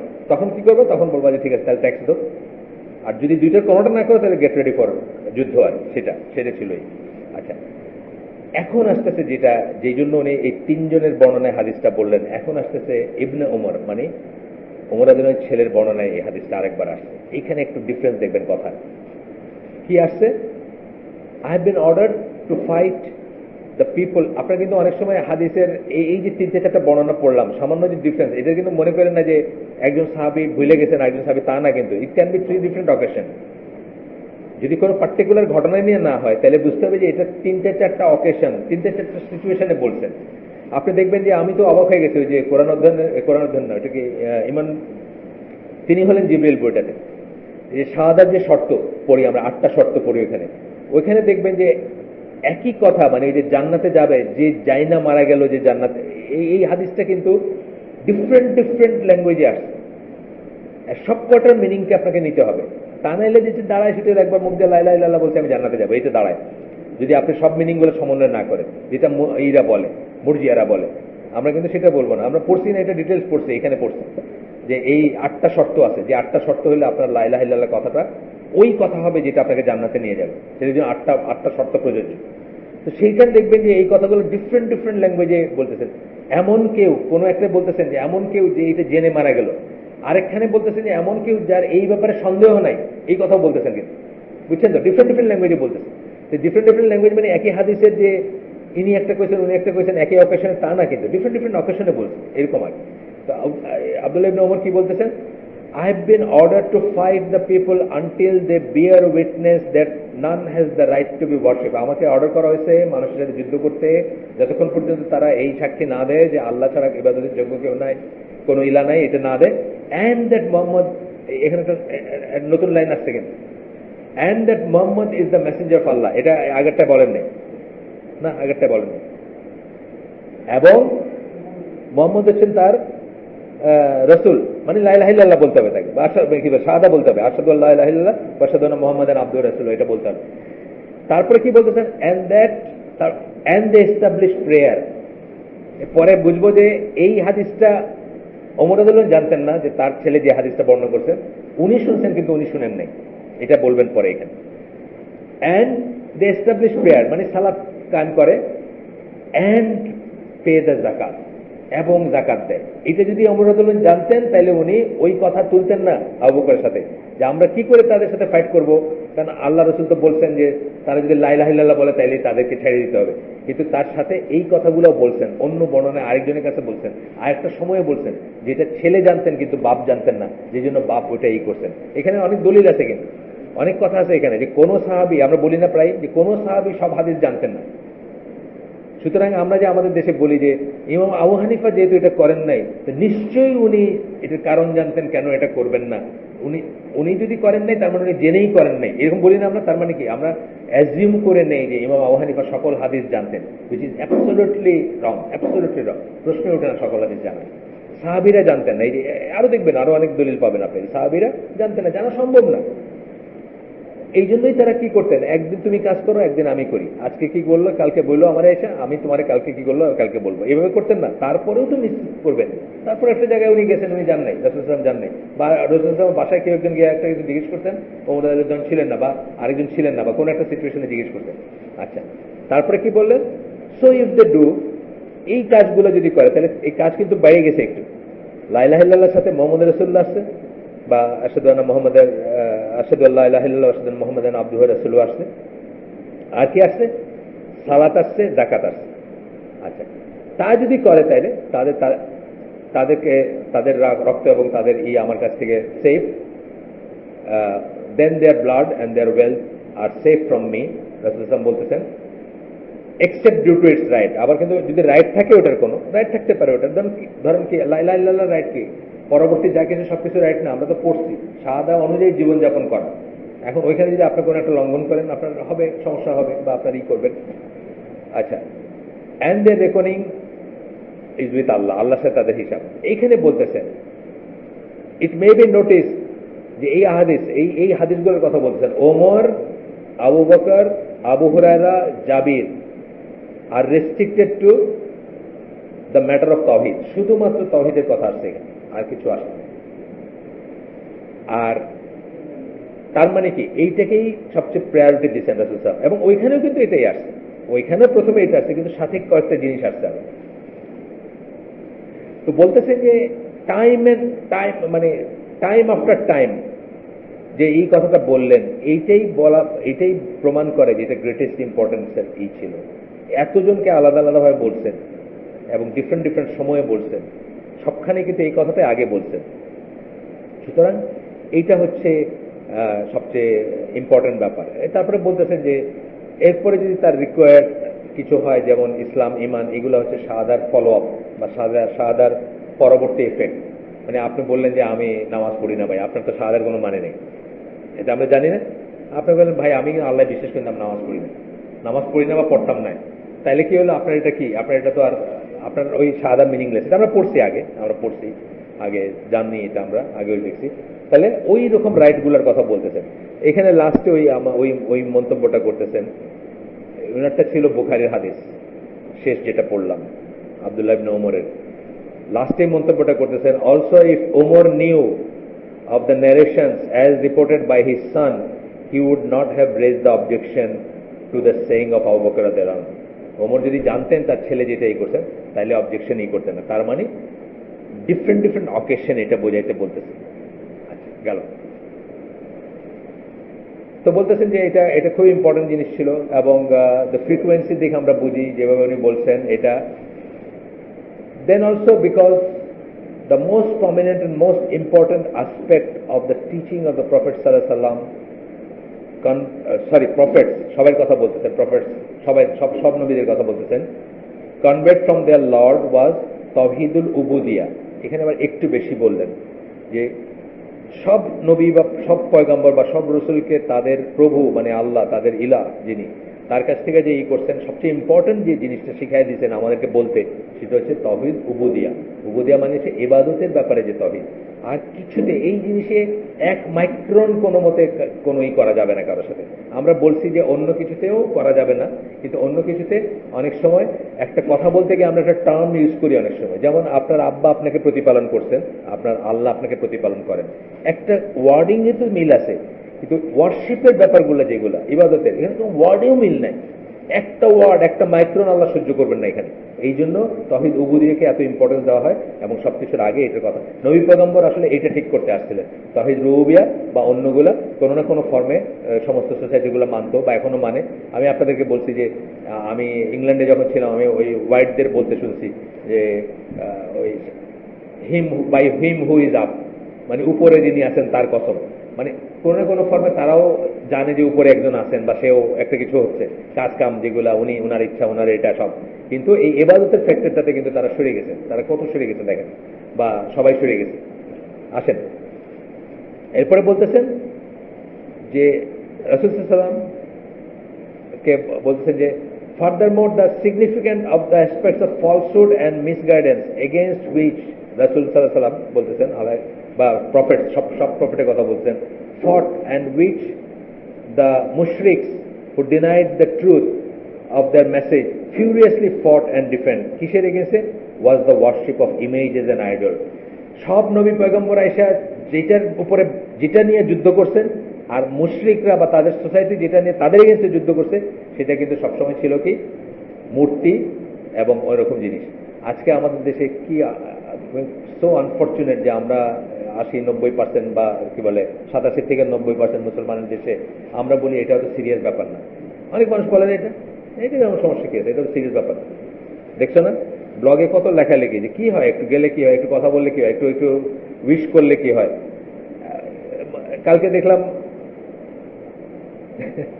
আসামে মূর্তি বানাইছে মুসলমানে, নুরুদ্দিন আহমেদ। এইখানে শেষ না কথাটা, আর একটু আছে। ওই মূর্তির সাথে মহিষাসুর থাকে না, দেখছেন? মহিষাসুর থাকে, অসুর, মহিষ, যেটারে দেখতে খুব কালাকুলা হয়, যেটারে দুর্গা বধ করে, দেখেন অসুর, ওইটা হলো টুপিয়ালা, দাড়িয়ালা টুপিয়ালা। ওইটা দেখছো না ছবিটা? মুসলমানের মূর্তিও বানাইছে, শুধু মূর্তি বানাই ক্ষান্ত হয় নাই, ওই মহিষাসুরটা বানাইছে আবার টুপি আর দাড়িয়ালা। মানে কি পরিণতি, কি অবক্ষয়ের ভিতর গেছি আমরা, কোথায় চলে গেছি আমরা চিন্তা করেন। আমাদের কাছে আমাদের সোসাইটিতে কিন্তু এফেক্টিভলি একটা মুশরিক সোসাইটি যদি ওইভাবে চিন্তা করে। এই জন্য ওই হামজা ইউসুফ বা অন্যরকম হামজা ইউসুফ অথবা ওই এরকম কারো বক্তৃতা আমি শুনছি যে মানে বাংলাদেশের কথা যখন বলেন অলরেডি একটা ব্যাড নিউজ হিসেবে আসে। ব্যাড নিউজ হিসেবে ধরেন একজন বলতেছেন যে বাংলাদেশের মানুষজন খুব গরিব, তো এটা বলে তখনকার কথা বলছে। আরেকজন বলতেছেন যে যখন ইন্ডিয়া আমাদেরকে টাইট করতে চায় তখন ফ্লাড গেট খুলে দেয়, আগের কথা বলছে, অনেক আগের, হয়তো 2000 সাল বা তার আগের কথা। এইভাবে আমাদের নামগুলো আসে। তো কিন্তু third biggest population wise third biggest মুসলিম কান্ট্রি আমরা। ফার্স্ট হচ্ছে ইন্দোনেশিয়া, সেকেন্ড হচ্ছে পাকিস্তান। আমরা সেকেন্ড ছিলাম, এখন আমরা আমাদের এই যে দুটি সন্তানের বেশি নয় একটি হলে ভালো হয় করে আমরা এই মর্তবা লাভ করছি যে আমরা এখন থার্ড বৃহত্তম, সেকেন্ড পাকিস্তান হয়ে গেছে। যাই হোক, তো এখন থার্ড বৃহত্তম অনেক বিশাল একটা পপুলেশন না, তারপরেও কিন্তু আমাদের কথা প্রসঙ্গে আসে না। তার কারণ কি? আমাদেরকে ওই আরাবিয়ান পেনিনসুলার স্কলাররা মোরলেস শিরকের উপর প্রতিষ্ঠিত একটা জাতি বলে মনে করেন। আর দিজ আর দ্য রিজনস এই জন্য মনে করেন। আমাদের এখানে দাড়িয়ালা টুপিয়ালা মুসলমানরা আর্গু করতেছে কি হয় এটা করলে কি সমস্যা। আর নুরুদ্দিন আহমেদ আমাদের, যদিও এটা আসামে মাইনরিটি হিসাবে হইলে তো মানে ইমান তো আর তার মাইনরিটির জন্য আলাদা ছাড় দিবেন, বুঝছেন না? কিন্তু ওই এপিজেড আব্দুল কালাম আজাদ মার্কা হয়ে গেছেন আর কি। উনি হয়তো পয়তা পড়েন বা উনি মনে করেন যে সব পূজা সবাই মিলে পূজা করবো, সমস্যা কি? এইখানেও দেখছি একটা, এই যে মমতা বন্দ্যোপাধ্যায় যার পূজায় যান, সেই ভদ্রলোকটা হচ্ছে মুসলমান। উনি সামাজিকভাবে পূজার আয়োজন করেন, হ্যাঁ, এবং মমতা তার পূজায় সবসময় যান। এটা আমি একটা আর্টিকেল পড়ছি, নামটা ভুলে গেছি আমি। উনি উনি একজন মানে কি বলবো, পলিটিক্যাল লিডার প্লাস খুব ইনফ্লুয়েন্সিয়াল মানুষ কোন এক জায়গায়। ওনার মণ্ডপে মমতা যায় সব, মমতা ব্যানার্জি জানা। এই অবস্থা হয়ে গেছে মানে হ্যাঁ, আচ্ছা, বাংলাদেশে হয়েছে উনি বলতেছেন। মানে যাই হোক, মানে এই জিনিসটাকে আমরা এত লাইটলি নেই। অথচ আমি আপনাদেরকে বলছি সিভিলাইজেশন অফ ফেথ যে বইটা মোস্তফা সিবাই, ওইটাতে উনি বলতেছেন কি যে আমরা হচ্ছি ইমান ভিত্তিক একটা সভ্যতা। আমরা বলতে গোটা মুসলিম উম্মাহ। এর এর ক্যারেক্টারিস্টিক্স কি, যে আপনি কোনো একটা মুসলিম সোসাইটিতে যান, মুসলিম সমাজে যান, আপনি দেখবেন এখানে কোনো মূর্তি নেই। এইটা বলে কিন্তু উনি আমাদেরকে বলতেছেন যে এটা হচ্ছে আমাদের বৈশিষ্ট্য। আমাদের দেশের অবস্থান কি চিন্তা করেন আপনি? মানে আমি বারবার বলি যে আমি তো এইখানে ইউনিভার্সিটি লজিক স্কুলে পড়তাম, ফুলার রোডে বড় হয়েছি। ওই কোনাটা যে এখানে এখন মূর্তির কবরস্থান বানায় রাখছে না একটা কোনা, ব্রিটিশ কাউন্সিলের পরে যে, এটা তো আমার চোখের সামনে সেই দিন হইল। কোনো দিন একটা মূর্তি ছিল না ওই জায়গায়। আমি ওই জায়গায় বড় হয়েছি। যাই হোক, আমরা আল্লাহর কাছে পানা চাই এবং আমাদের ছেলে মেয়েদেরকে, শেষ কথাটা কি, আপনার কোয়ান ফুসাকুম আহলিকুম নারা, আপনার ছেলেটাকে আপনি রক্ষা করতে পারলেন কিনা, এটা হলো শেষ কথা। সুতরাং ঘরের কথাটা আগে চিন্তা করেন। আপনার ঘরও কিন্তু হয়তো শীত কাটা হয়ে গেছে, আপনি জানেন না। আপনার ঘরে যেসব বই আসতেছে, আপনার বইয়ের ঘর, এই যে কালকে যেটা নিয়ে আমি লিখছি আর কি, এটা কি নিয়ে, একজন খুব প্র্যাকটিসিং মুসলিম, উনি ব্লগে লেখালেখি করেন, উনি বিশ্বাসী মুসলিম, উনি হজ করে আসেন, উনি আল্লাহকে নিয়ে কবিতাও লেখেন, অনেক কিছু করেন। কিন্তু যখন দর্শনের কথা উঠছে, উনি বলতেছেন, আরেকজনের দর্শনের একটা পোস্টে বলতেছেন যে হ্যাঁ, আপনাকে ধন্যবাদ দর্শন চর্চার দিকে যে আপনি আহ্বান করছেন, এটা সবাই করা উচিত, বা এরকম একটা কিছু বলতেছেন। দর্শন, এই যে আপনি বললেন, তার মানে কি আপনার ছেলেটা যদি এরকম বয়সের হয় বা আরো ইয়াং বয়সের হয়, আপনার ছেলে যদি দর্শন পড়তে শুরু করে, আপনি তার মানে বলবেন যে না, বাবা খুব ভালো কাম করতেছে, পড়। শহীদুল্লাহ খান মাদানী, আমি নাম বলি নেই, শহীদুল্লাহ খান মাদানী একটা হালাকা করতেন আমাদের এখানে। উনি বললেন যে মুসলিম উম্মার 12টার বাজার শুরু হয়েছে যেদিন থেকে বাগদাদের খলিফারা হোলসেল গ্রেকো রোমান ফিলোসফি এবং ইন্ডিয়ান ফিলোসফির বইগুলোকে ট্রান্সলেট করে নিয়ে আসা এই বইরে দিচ্ছে, আপনার লাইব্রেরি বইরে দিচ্ছে। এবং তখনই কিন্তু এই বিতর্কটা আসলো যে কোরআনটা কি সৃষ্ট না সৃষ্ট না। আহমদ বিন হাম্বল যে ফিতনাতে মারা যেতে নিয়েছিলেন, তাকে যে অত্যাচার করলো, এইটা ইসলামে কোনো পয়েন্টই ছিল না, এটা নিয়ে কোনো কথাই ছিল না ইসলামে। তখনই পয়লা এই কথাটা আসলো যে কোরআন কি সৃষ্ট না সৃষ্ট না। মুতাজিলারা বললো সৃষ্ট, তারা খলিফাকে কনভিন্স করে ফেললো, এখন আহমদ বিন হাম্বলের আমরা মাইরে ফেলে পারলাম। আর উনি বললেন যে মাইরে ফেললে উনি সৃষ্ট বলবেন না, কারণ কোরআন আল্লাহর সিফাত। এই যে ব্যাপারটা, তো ওই যে শুরু হয়েছে, আজ পর্যন্ত এটা চলতেছে। এবং আমি ওখানে লিখছি যে ইমাম গাজ্জালি, ইমাম আশারি, যারা ইমাম আশারি, আবুল হাসান আল আশারি এবং আবু হামিদ আল গাজ্জালি, পরপর জেনারেশন, ওনারা কিন্তু এটা বুঝতে পারছিলেন যে এই ফিলোসফি দুইটা আমাদেরকে ধ্বংস করে দিতেছে। ওনারা এটা প্রিফিট করার জন্য প্রাণপণ চেষ্টা করছেন, পারেন নাই, এখনো চলতেছে ওই ফিলোসফি চলতেছে। উদাহরণ কি, যেমন ডারউইনিজমের কথা আমি বলছি, ডারউইনিজম একটা বলছি, একটা বলছি যে অ্যাস্ট্রোফিজিক্স, যে brief history of time, Stephen Hawking যা বলে। ডারউইনিজমের জিনিসটা পুরোটা হচ্ছে একজনের একটা প্রস্তাবনা, তার মনে আসছে, কোনো প্রমাণ নাই, কোনো সায়েন্টিফিক না, কোনো প্রতিষ্ঠিত সত্য না। আমরা আমাদের পোলাপানদের এটা পড়াই, আমাদের পোলাপান, বাংলাদেশের পোলাপান, যারা পোলাপান বলতেছি, যারা নাস্তিক হয়েছে, দুইটা সোর্স থেকে হয়েছে, ডারউইনিজম থেকে হয়েছে, অথবা এই স্টিফেন হকিং মার্কা ব্রিফ হিস্ট্রি অফ টাইম, যেটা 90% বুঝে না বা 99% বুঝে না, পড়ে সবাই পড়তেছে। এটা পানের দোকানদার থেকে নিয়ে ইঞ্জিনিয়ার পর্যন্ত সবাই পড়তেছে, পড়ে এক একটা মতামত দিতেছে। আমার মনে হয় দুনিয়াটা এরকম, আমার মনে হয় ওইরকম, আমি কোরআনে এই কথাটা সত্যি না, এই কথাটা ঠিক না, দেখবেন আছে ভর্তি লেখা এগুলো। এই কথাটা একজন মুসলিম বলতেছেন, রেকমেন্ড করতেছেন, কিন্তু উনি বুঝতেছেন না যে কত বড় ড্যামেজিং একটা কথা। সেই জন্য বলা যায় নিজের ঘরটা একটু দেখেন সবাই, ঘরটা ঠিক আছে কিনা, নিজের ঘরটা দেখার মধ্যে নিজের ছেলেটা ঠিক আছে কিনা। আপনার ছেলে কি আবার স্টিফেন হকিং করে বলতেছে নাকি যে যাই বলো না কেন, বুঝছেন না? তখন আমি বলছি কি, আপনাদের যাদের আমাদের মেন গ্রুপে আছেন তারা তো দেখছেন এটা অলরেডি। আমি কি বলছি যে আমার জীবনে 82 থেকে নিয়ে এর ভিতরে মানে মহাবিশ্বের শেষ পরিণতি কি, এটা নিয়ে 3টা থিওরি দেখছি। প্রত্যেকবারই বলছে এই থিওরিটাই মানে সবচেয়ে প্লজিবল। পয়লা বললো বিগ ক্রাঞ্চ, মানে এমন ভাবে বাড়তেছে যে একসময় আর ওটা ধরে রাখতে পারবে না, সব গোটায় ফেলবে, অ্যাক্সিলারেশন কমতে কমতে একদম গোটায় গিয়ে ধ্বংস হয়ে যাবে। তারপরে বললো কি বিগ চিল, বাড়তে বাড়তে এমন হবে যে একটা সময় গিয়া ঠান্ডা হয়ে যাবে সবকিছু, এখন ঠান্ডায় মরে যাবো আমরা সব। এখন বলছে বিগ গ্রিপ, মানে সবকিছু ছিঁড়ে বেড়ে বেড়ে যাবে, ছোট থেকে ছোট, বড় থেকে বড়, সব জিনিস ছিঁড়ে বেড়ে যাবে, সব জিনিস স্প্লিট করে যাবে। আমার কথা হলো, আমার কি সমস্যা এসব নিয়ে চিন্তা করার দরকার আছে? আমার আল্লাহ বলছেন কোন ফায়াকুন। আমি বিশ্বাসী হওয়ার প্রথম শর্ত হচ্ছে আল্লাহর কথা আক্ষরিক প্রত্যেকটা কথা সত্য, প্রত্যেকটা কথা শুদ্ধ, প্রত্যেকটা কথা ঠিক, এইটা যদি মনে না করে থাকেন, ইউ বেটার রিনিউ ইউর ইমান। প্রথমে আপনি হজ করছেন, আপনি রোজা রাখেন, আপনি নামাজ পড়েন, আমি বলবো আপনার ইমান হারাই ফেলছেন। প্রত্যেকটা কথা ঠিক। তাহলে আল্লাহ বলছেন, আল্লাহ যখন বলবেন সিংহায় ফু দিতে, তখন ইসরাফিল সিংহা কেমন আমি এটা জানি না, সিংহা কেমন আমি জানি, কত বড় জানি, আওয়াজ কেমন হবে আমি জানি না, ডোন্ট আস্ক মি, আমাকে জিজ্ঞেস করে না। আল্লাহ বলছেন এটা সত্য, বাস, দিস ইজ ইসলাম। যদি না হয় আপনি ইউ বেটার রিনিউ ইউর দিন, আপনি আপনার ইমানকে আবার আবার তাজা করেন, আবার রিনিউ করেন। যাই হোক, আমরা আসি আবার আমাদের ইসে ফিরে আসি। এখন বলতেছেন যে আইডলের কথা আসছিলাম, আমরা মূর্তিটা খুব সহজভাবে নিচ্ছি, কিন্তু এর জন্য খুব কঠিন পরিণতি ভোগ করতে হবে একদিন। অলরেডি শুরু হয়েছে, কিন্তু আরো কঠিন পরিণতি ওয়েট করতেছে।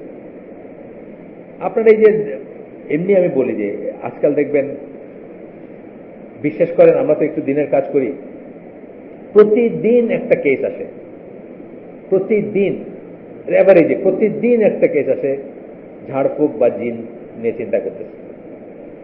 হাজব্যান্ড ওয়াইফের মিল নাই, এই মাথা ব্যথা সারে না, নামাজ পড়তে দাঁড়াইলে কনসেন্ট্রেশন পারে না, ইত্যাদি ইত্যাদি ইত্যাদি।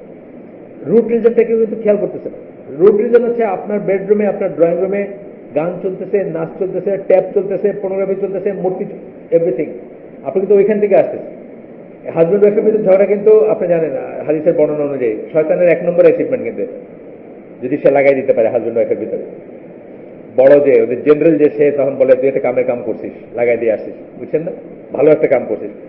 এটা যখনই দেখবেন যে আপনি কোনো রিজন পাচ্ছেন, ইন্ডিভিজুয়ালি দুইজনই ভালো মানুষ, আমরা এরকম বর্ণনা পাই না, ছেলে যে তাকেও সবাই ভালো বলে, তার ফ্রেন্ডস, তার ভাই, তার সবাই ভালো বলে, মেয়ে যে তাকেও সবাই ভালো বলে, কিন্তু তারা দুইজন একসাথে হলে একদম ঝগড়াঝাটি কইরা চেয়ার টেবিল ভাইঙ্গা, বাসন ভাইঙ্গা শেষ। আপনার প্রথম চিন্তা আসা উচিত যে শয়তান ঢুকছে আপনাদের ভিতরে। শয়তান কেন ঢুকবে? শয়তান ঢোকার রাস্তা কি? আপনার ঘরে মূর্তি আছে, আপনার ঘরে ছবি আছে, আপনার ঘরে গান বাজনা আছে, আপনার ঘরে ন্যাংটা নাচ আছে, আপনার ঘরে ইত্যাদি ইত্যাদি, যা আল্লাহ নিষেধ করছেন, কুকুর আছে, আপনার ঘরে ঘন্টা আছে, অ্যান্ড সন যা আছে। আপনি ওইদিকে তাকান না, কি হলো বলেন তো, আমার রূপ নিচের দিকে। এই জন্য বললাম নিজের ঘরটাকে খেয়াল করবেন, নিজের ঘরে কি ঢুকলো নাকি। আল্লাহ তাআলা আপনাকে সারা দুনিয়ার জন্য ধরবেন না, কিন্তু আপনার ছেলের জন্য, আপনার মেয়ের জন্য ধরবেন। সারা দুনিয়া বাঁচাইতে পারছেন কিনা সেটা সেকেন্ডারি, কিন্তু আপনার ছেলে, আপনার মেয়ের জন্য ধরবেন। এখনকার দিনে যদি আমি তো মনে করি, মানে সেজদা করে আলহামদুলিল্লাহ বলার যদি আপনার ছেলেটা আর আপনার মেয়েটা এইসবে যুক্ত না হয়ে থাকে, তারা যদি আল্লাহর পথে জায়গা থাকে, আপনার সেজদা করে শুকরিয়া করা উচিত আছে। আজকে এখানে যখন হালাকা করতেছিলাম, মানে ওই শাইম হাসানের ছোট্ট ছেলেটা আসছে আর কি, তো জড়ায় ধরে বসে, এই যে জড়ায় ধরে বসছেন, এটা যদি সত্যিকার ধরা হয়ে থাকে, ওইগুলোতে যে বাঁচায় থাকতে পারেন, শুকরিয়া করেন যে আপনার যে অনেক বড় অ্যাচিভমেন্ট। নিজের ছেলে বাঁচান, বাইরেরটা পরে আসছে। মূর্তি মারতে এগুলোর কথা বলতেছি, মূর্তিটা আমরা খুব খুব লাইটলি নিতে শুরু করছি, এবং আমরা মনে করতেছি এটা মূর্তি না ভাস্কর্য, এটা কত বড় বিতর্ক, বুঝছেন না, আওয়ার্স আফটার আওয়ার্স বিতর্ক, মানে এই মূর্তি সেই মূর্তি নয় আর কি, এটা বলতেছেন। অথচ আমরা জানতেছি যে মূর্তির কোনো চেয়ারও থাকতে না। এই বোতলটা যদি আপনি কালকের থেকে ভেনারেট করতে শুরু করেন, এটা মূর্তি, ঠিক না? মূর্তির কোনো চেয়ারও থাকতে না। তাগুত বলছে কি, তাগুতের ডেফিনেশন পাথর আসছে, জাস্ট এটা পাথরের টুকরো হতে পারে। যে পাথরের টুকরোটাকে আপনি বলতেছেন যে এটা হলে সাংঘাতিক কিছু হয়, তাইলে এটা পাথরের টুকরো তাগুত হয়ে যেতে পারে। যেই জন্য ওমর রাদিয়াল্লাহু আনহু হযরত আসমাদের বলছেন যে তুমি পাথর, তোমার কোনো ক্ষমতা নাই, আমি তোমার কিন্তু ওই জন্য চুমা দিতেছি না, আমি চুমা দিতেছি রাসূল সাল্লাল্লাহু আলাইহি ওয়াসাল্লাম দিকে, তোমার কোনো ক্ষমতা নাই, তুমি কিছু করতে পারো না। কারেক্ট পার্সপেক্টিভ যেটা আর কি, বুঝছেন না? মূর্তি হইতে গেলে কি চেহারা থাকতে হয়, তার কি রূপ থাকতে হয় না? আপনি যেটা মনে করবেন এটাই মূর্তি, আপনি যেটাকে মনে করবেন যে এটারে এরকম ছিল একটা লাভ আছে, এরকম ছিল একটা লাভ, এটাই মূর্তি হয়ে গেল আপনার। তো যাই হোক, আমরা ইনশাআল্লাহ আল্লাহ কারোর কাছে চাবো যে এই করতে। এরপরে কি বললেন? দিস ওয়াজ ইনডিড মেজর শিরক। কার কথা বলতেছেন? যে যখন মূর্তি, যে মূর্তির কথা, মূর্তির সাথে যেটা, যার কাছে চায়, কি করে, তাকে শ্রদ্ধা করে, তার কাছে বাচ্চা চায়, আমাদের সবকটা আছে যেগুলো বলতেছি, শ্রদ্ধা করে, বাচ্চা চায়। কালকে আমি একটা ক্লিপ রেডি করছি নেক্সট ব্লগে পোস্ট করার জন্য, যে সেজদা করতেছে একদম মিরপুরে, ঢাকার মিরপুরে, জাস্ট পায়ে সেজদা। কি একটা আছে জানি মিরপুরে, পাগল ছাগলকে একটা, তার পায়ে সেজদা করতেছে। তো এরপরে বলতেছেন যে ইব্রাহিম আলাইহিস সালাম ইমাম, মানে আমাদের ইমাম, আমরা করি, ফোর ফাদার, আদি পিতা ইব্রাহিম আলাইহিস সালাম। তিনি কে ছিলেন? Destroyer of the worthless idols. Example করতে গেছে, destroyer of the worthless idols, ঈশের মূর্তির ধ্বংসকারী ছিলেন। এখানে ছোট্ট একটা কথা বলি, এইখানে বলতেছি এই জন্য যে ভুল বোঝার স্কোপ আছে। আমি কিন্তু আপনাদের বলতেছি না যে কালকে বাইরে থেকে মাজার ভাঙা দেন একটা বা মূর্তি ভাঙা দেন, আমি কিন্তু বলতেছি না। তার কারণ হচ্ছে এই জিনিসগুলা করার জন্য একটা অথরিটির ব্যাপার আছে, একটা বোঝার ব্যাপার আছে, একটা মেথোডোলজি আছে। এই জিনিসগুলো আপনার না। প্রথম কথা, আকরামুজ্জামান ভাইকে জিজ্ঞেস করছিলেন একজন একটা হালাকায় যে অমুক জায়গায় একটা মাজার গড়ে উঠতেছে, জাস্ট যে পয়লা বাতি জ্বালায় তারপরে উপরে দিছে, এটা ভেঙে দেওয়া উচিত না? উনি বলছেন হ্যাঁ, যদি আপনার সেই ক্ষমতা থাকে। এই ক্ষমতা থাকে বলতে কি বোঝাইতেছে? ক্ষমতা থাকে বলতে বোঝাইতেছেন, ধরেন আমি জানি এরকম হয়েছে যে আমাদের গ্রামে বা ওইদিকে আমাদের সাইডে এরকম একটা নতুন কি বলছে পাইছে, স্বপ্নে দেখছে, চেয়ারম্যান এসে ভেঙে দিচ্ছে, নো স্যার স্বপ্ন, যা চুপ, শেষ, ঘটনা শেষ এখানে। কিন্তু এখন যদি আপনি গোলাপ শাহের মাজারটা ভেঙে দেন, আমি মনে করছি কালকে তো সোনা দিয়ে মানুষে বানায় দিবে না? যে পরিমাণ পয়সা দেয় সেখানে, যে পরিমাণ ভক্তি শ্রদ্ধা করে, আমি গিয়ে রাইতের অন্ধকার যদি ভেঙে দিই, কালকে সোনা দিয়ে বান্ধায় দিবে, ওইটার চেয়ে আরো পার্মানেন্ট হবে এটা। এই জন্য আকরামুজ্জামান বলছেন যে এটা ওয়াইজ না। এটা করবে কারা? যারা অথরিটিতে আছে করবে। ওই পর্যন্ত আমাদের ওয়েট করতে হবে যে ওই পরিমাণ অথরিটি আমাদের আসবে, তখন আমরা করব। এই লুকায় গিয়া এই মূর্তি ভাঙা, এই মূর্তি ভাঙা, এটা কিন্তু আমরা কোনোদিন বলি না, কখনোই বলবো না, কখনোই করবো না। আর পার্টিকুলারলি যদি তার ইসের ভিতরে থাকে, চৌহদ্দির ভিতরে থাকে, তার একটা গির্জা আছে, তার চৌহদ্দির ভিতরে সে কিছু করতেছে, এটা কিন্তু আরেকটা ক্লজে আসবে, বুঝছেন না? এটা এটা তাকিকের ব্যাপার আছে, কতটুকু আপনি পারমিট করবেন, আপনার দেশ কতটুকু পারমিট করবে একজন খ্রিস্টানকে। যেমন ধরেন একজন ওয়ার্শিপ পারমিট করা, আমি পড়ছি এটা নিয়ে, একজন খ্রিস্টানের ওয়ার্শিপ করার রাইট থাকবে একটা মুসলিম দেশে, প্রিচ করার রাইট থাকবে না। প্রিচ মানে অন্যদের খ্রিস্টান বানাবে, এই রাইট থাকবে না। হ্যাঁ, আমি নিজে পড়ছি।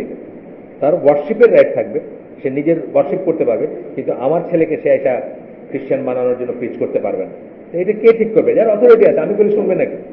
আমি আমার আমার তো কোনো মানুষই গনে না। আমাদের এখানে ওই যে চৌধুরী একজন আসে মাঝে মাঝে, এখনকার বড় চৌধুরী যে স্যামসং এর ছেলে, বাপরে, তার গার্ড বোর্ড পুলিশের সামনে পিছে গার্ড। এই যে গ্রিন রোডে একটা চার্চ আছে, বুঝছেন না, বছরে একদিন বা 2 দিন আসে, ভিআইপি সে, মানে প্রেসিডেন্ট প্রাইম মিনিস্টার আছে যে অবস্থা, সেই অবস্থাটা। তা আমি কেমন কিছু করতে পারবো? আমার কথা শুনবে সে? বললে না, আমাকে ওই পর্যায়ে যাইতে হবে, তবে যদি কিছু হয় আর কি। আসেন এরপরে আমরা দেখি। তো বলতেছেন যে আমরা শুরু করছি কটায়? এই হ্যাঁ, 7:30, 7:30, 6:10। আচ্ছা, আমরা শেষ করে দেবো ইনশাল্লাহ, 15-এ শেষ করে দেবো। তারপর ইনশাল্লাহ আমি আগায় যাবো। 15 শেষ করবো। যদি ছোটখাটো দু একটা প্রশ্ন থাকে, এই প্রাসঙ্গিক প্রশ্ন থাকে, না থাকলে আমি না জানলে নিয়ে এসে বলবো আপনাদের। আগের দিন মনে আছে এই যে নিয়ে আসে বললাম, কোরআনের ভ্যারিয়েন্ট রিডিং নিয়ে প্রশ্ন ছিল কার, আমি নিয়ে আসলাম দলিল, উনি ছিলেন কিনা আমি জানি না। আচ্ছা, তারপরে হচ্ছে এই কি বললেন যে his followers worshipping them, Ibrahim কেন বললেন? blocking up all the ways which shaitan uses to lead his followers to worshipping, সব পথ বন্ধ করতে হবে শয়তান যেগুলোর মাধ্যমে আপনাকে শেষ পর্যন্ত ছোট জি দিয়ে বলছেন গড, ডেমি গড, পেটি গড এবং আউলিয়া বানায় নিয়ে আমরা মূর্তি টুর্তিরে, সেগুলোকে বন্ধ করতে হবে। এবং যে সমস্ত টাইটেল দেয় তাদেরকে, টাইটেলের কথা কেন বলতেছে পরে আসতেছে, লাতমান তুজ্জের কথা বলবেন, এই জন্য টাইটেলের কথা বলতে। আমাদের টাইটেল আছে না একটা, জাগ্রত বাংলা, অমুক কত টাইটেল, মূর্তির আবার টাইটেল আছে, নাম আছে। হ্যাঁ হ্যাঁ, কি কি সব আছে না, দোয়েল চত্বর, তারপরে আছে না, মানে যে কোনো জীবিত জিনিসের মূর্তির আমাদের কিন্তু টাইটেল আছে, এই টাইটেল যেগুলো বলতেছে। আচ্ছা, so from this war which is clearly seen in the Quran and was waged by the Messenger of Allah sallallahu alaihi wasallam of the one who sent the Quran is the saying of Allah, মানে রাসূল সাল্লাল্লাহু আলাইহি ওয়াসাল্লাম যে এই যে যুদ্ধটা, এই যুদ্ধটা যেটা বা করছেন যেটা, এটা কি কোরআন যিনি পাঠাইছেন উনি কি বলছেন এটা সম্বন্ধে? সূরা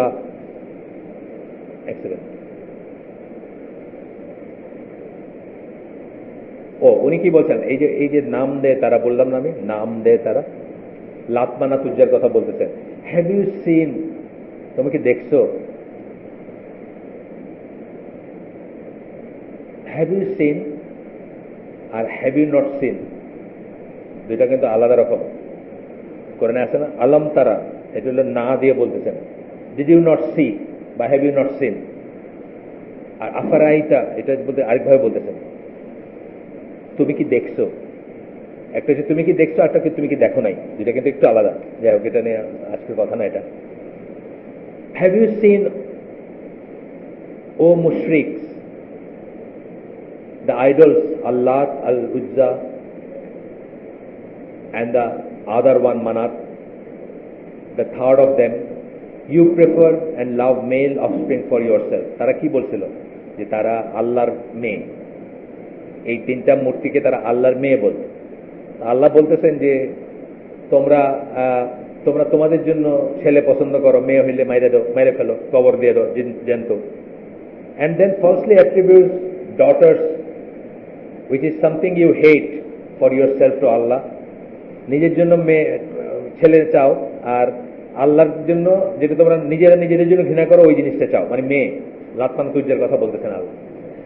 this is indeed an unjust division. Allah বলতেছে যে এটা হচ্ছে, এটা তো ইনসাফ হলো না, বুঝছেন না, এটা তো ইনসাফ হলো না। যাই হোক, এরপরে শেষের দিকে এসে এই আয়াতের শেষের দিকে বলতেছেন যে এই আয়াতটা হচ্ছে সূরা নাজমের 19 থেকে 23 নম্বর আয়াত। এই যে এখন যেটা বলতেছেন, আচ্ছা, এটা আমাদের মানে লাস্টলি বলতেছেন যে Lord providing philosophy of worshipping these idols and that worship is the right of Allah alone. শেষের কথাটা এটা বলতেছেন আর কি, যে আল্লাহ ওয়ার্শিপটা হচ্ছে শুধুমাত্র আল্লাহর অধিকার, বা ইবাদত হচ্ছে শুধু আল্লাহর অধিকার। আমরা অনেক বড় আর কি, এই জন্য আমি পড়লাম না। আমরা এসে যাই যে স্টেটমেন্ট অফ কন্টেম্প্ট।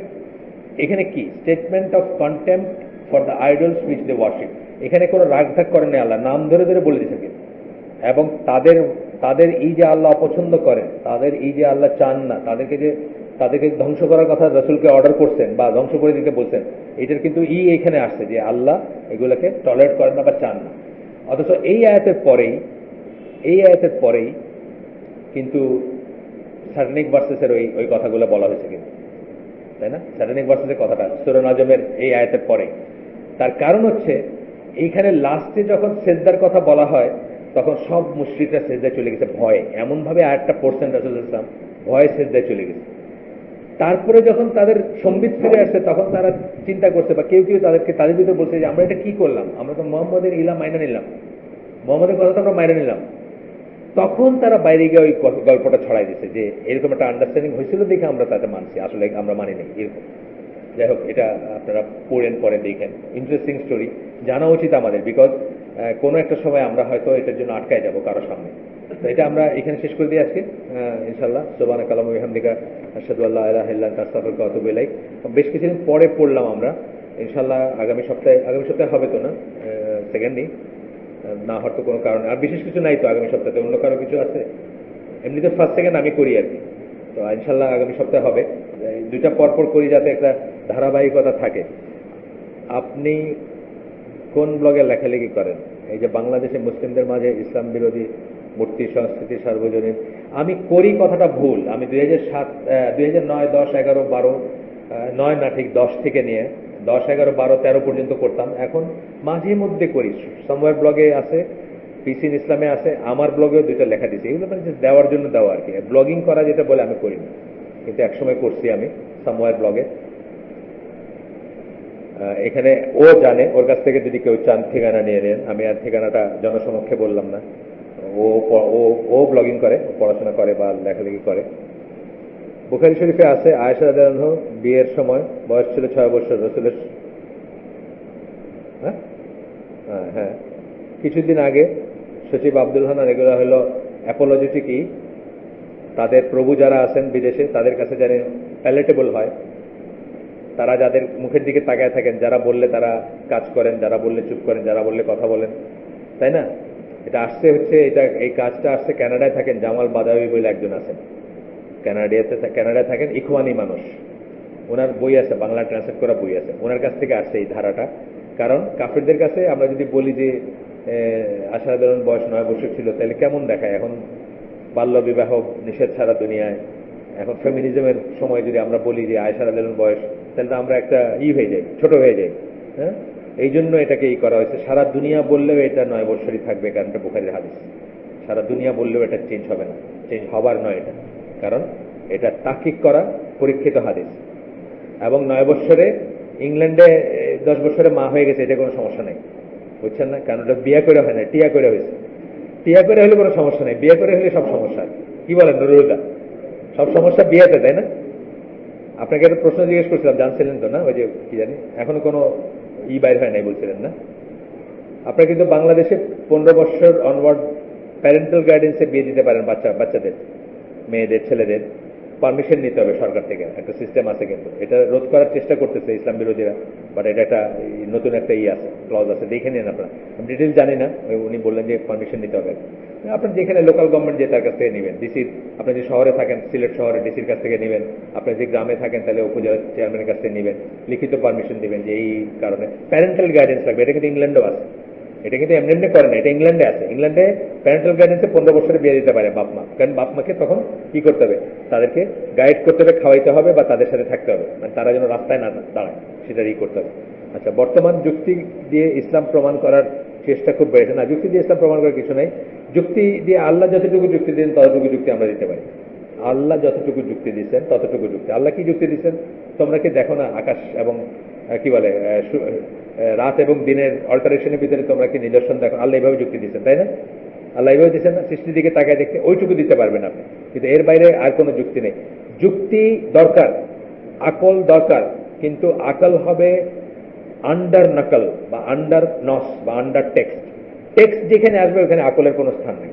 আমি অনেকবার বলছি, খুব কথা।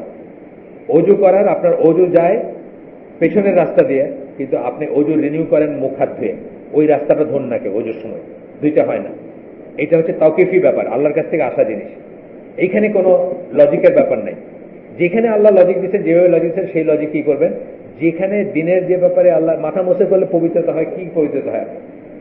মাথা মোছে করলে কি পবিত্রতা হয় আপনি জানেন? আমাকে বলতে পারবেন, এক্সপ্লেন করতে পারবেন? আপনি পারবেন না। সুতরাং এইখানে কোনো যুক্তি নেই। বাট আল্লাহ যেখানে যুক্তি দেখেছেন, দেয়ার আর আদার প্লেস আল্লাহ যুক্তি দেখেছেন। আল্লাহ বলছেন যে যদি কোরআনে অসঙ্গতি থাকতো তাহলে তোমরা এর ভিতরে পাইতা, মানে কি বলে, কোরআন যদি আল্লাহর কাছ থেকে না এসে অন্য কারোর কাছ থেকে আসে তাহলে তোমরা অসঙ্গতি পাবে। হ্যাঁ, এইখানে আপনি খুঁজেন অসঙ্গতি আছে, বুঝছেন না?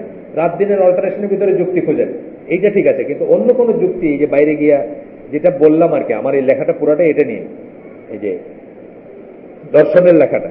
কারণ আমরা সবসময় রিভিল ট্রুথ, ওয়াহির যে সত্য সেটাকে সবসময় আমরা যুক্তি, তর্ক, গবেষণার সত্যের উপরে স্থান দিব, ওইটা অ্যাবসলিউট ট্রুথ।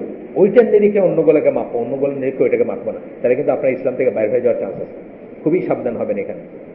প্রমাণের জন্য যুক্তি নির্ভর হওয়া উচিত কিনা না, ওই যে বললাম আল্লাহ যেটুকু যুক্তি দিচ্ছেন সেটুকু হইতে পারে, তার বাইরে না। কারণ আজকে আপনি যে যুক্তিটা দিবেন কালকে দেখবেন এটা ভুল। ওই যে বললাম, আপনি যদি বিগ টার্মস মনে করে একটা যুক্তি দেখায় দেন যে আল্লাহ তো এটা কোরআনে বলছেন, আজকে আপনি কিন্তু ভুল হয়ে গেছেন অলরেডি। আপনারও ইমান গেছে, আপনি যাদেরকে বলছেন তাদেরও ইমান গেছে, ঠিক না কথা? আপনারটা তো গেছেই, তাদেরও গেছে। তারপরে বিগ চিল যদি বলতেন তাও আপনার গেছে, তাদেরও গেছে। আপনি বিগ রিপ বলতেছেন, ওটাও বলেন, তাদেরও গেছে, আপনারও গেছে, কারণ কালকে একটা হইতে পারে, তাই না? সুতরাং ওই জিনিসগুলোকে কোনোদিন, ওই জিনিসগুলো দিয়ে ইসলাম প্রমাণ করবে না, ইসলাম দিয়ে ওই জিনিসগুলো প্রমাণ করবে অলওয়েজ। দেশে দুর্নীতিগ্রস্ত পরিবেশে চাকরি করা ভালো নাকি অমুসলিম দেশে চাকরি করা ভালো? অমুসলিম দেশে যাওয়াই হারাম, দুনিয়াবী কারণে যাওয়া হারাম। সুতরাং দেশে এখনো স্ট্যান্ডার্ড মেনটেন করতে পারবেন না, এটা কইতে পারেন, কিন্তু স্ট্যান্ডার্ডের ব্যাপার ছেড়ে দিলে, আমি এখানে আপনাদের বলছি, আগেও বলছি, আমি এখানে হালাকা করতেছিলাম, সব হলো সিলেটের মাদ্রাসার পোলাপানের বাপ মা আর কি, সব হলো বস্তিবাসী, বুঝছেন না? কেউ ভ্যানালা, কেউ মাটি কাটে, কেউ এটা করে ওটা করে। শীতের রাত, একটা ল্যাম্প জানাই দিচ্ছে, বসছি, চাদর তাদের উঠে বসছে সবাই। আমি জিজ্ঞেস করলাম যে এখানে 1 সপ্তাহ কার ঘরে চুলা জ্বলে নেই বলেন তো? হাত তুলেন, একজনও নেই। আমি বললাম একদিন কার ঘরে জ্বলে নেই? একজনও নেই। আমরা দেখেন রাসূল সাল্লাল্লাহু আলাইহি ওয়াসাল্লামের ঘরে আমরা তো সহিহ হাদিস থেকে জানি মাসকে মাস চুলা জ্বলে নেই। আর মদিনার জীবনে, কিন্তু নট মক্কার জীবনে, মদিনার জীবনে মাসকে মাস চুলা জ্বলে নেই। তাহলে আপনার তো রাসূল সাল্লাল্লাহু আলাইহি ওয়াসাল্লাম, আপনাদের স্ট্যান্ডার্ড লিভিং অনেক ভালো, ভালো না? 2 মাস জ্বলে নেই, 1 মাস জ্বলে নেই, আপনার বলতেছেন একদিনও আপনার চুলা জ্বলা ছাড়া ছিল না, আপনার স্ট্যান্ডার্ড তো অনেক ভালো। তাহলে আপনার কি যুক্তি আছে নামাজ না পড়ার, সালাত না আদায় করার, যাকাত মানে যেগুলো আছে, রোজা না রাখার? আপনার যুক্তিটা কি? দিন না শিখার যুক্তি কি আপনি বলেন তো? এইভাবে চিন্তা করলে তখন আপনি দুর্নীতিগ্রস্ত দেশে হালাল ইনকাম করতে পারবেন। আর আপনার যদি মনে হয় যে পাজেরো চড়া ফ্ল্যাগ জ্বালায় যে উল্টা দিকে পপ পপ করে যাইতে হবে, তখনই আপনি আর সমস্যা পড়ে গেলেন, বুঝছেন না? উল্টা দিকে গাড়িগুলো তো সব পাওয়ারফুলদের যায়, পপ পপ করে যায়, তখনই আপনার সমস্যা হয়ে গেল। আচ্ছা, কোরআন হাদিসের আলোকে নবী সাল্লাল্লাহু আলাইহি সাল্লাম যে যেভাবে মানুষকে ধর্মের দিকে আহ্বান করেছেন, আজকের তাবলিগ জামাত দাবি করে তারা ঠিক অনুরূপভাবে ধর্মের দিকে মানুষকে আহ্বান করতেছে। এই ব্যাপারে আপনার মত? প্রশ্নই ওঠে না, কোনো প্রশ্নই ওঠে না যেভাবে করছে। আপনি এগুলোর কোনো ভিত্তিই পাবেন না, কোরআন হাদিসের আলোকে কোনো ভিত্তিই পাবেন না। এগুলো আপনি পড়েন না, আপনি জানবেন। আমার জিজ্ঞেস করতেছেন কেন? আপনি একটা সিরা পড়েন, দেখেন একটা সিরার বই পড়েন, যে কোনো একটা জীবনের বই পড়েন, একটা অথেন্টিক যেগুলা সিরাত ইবনে হিশাম পাওয়া যায়, এসে আপনার একটা পড়েন, আপনি জানবেন যে কি করছে।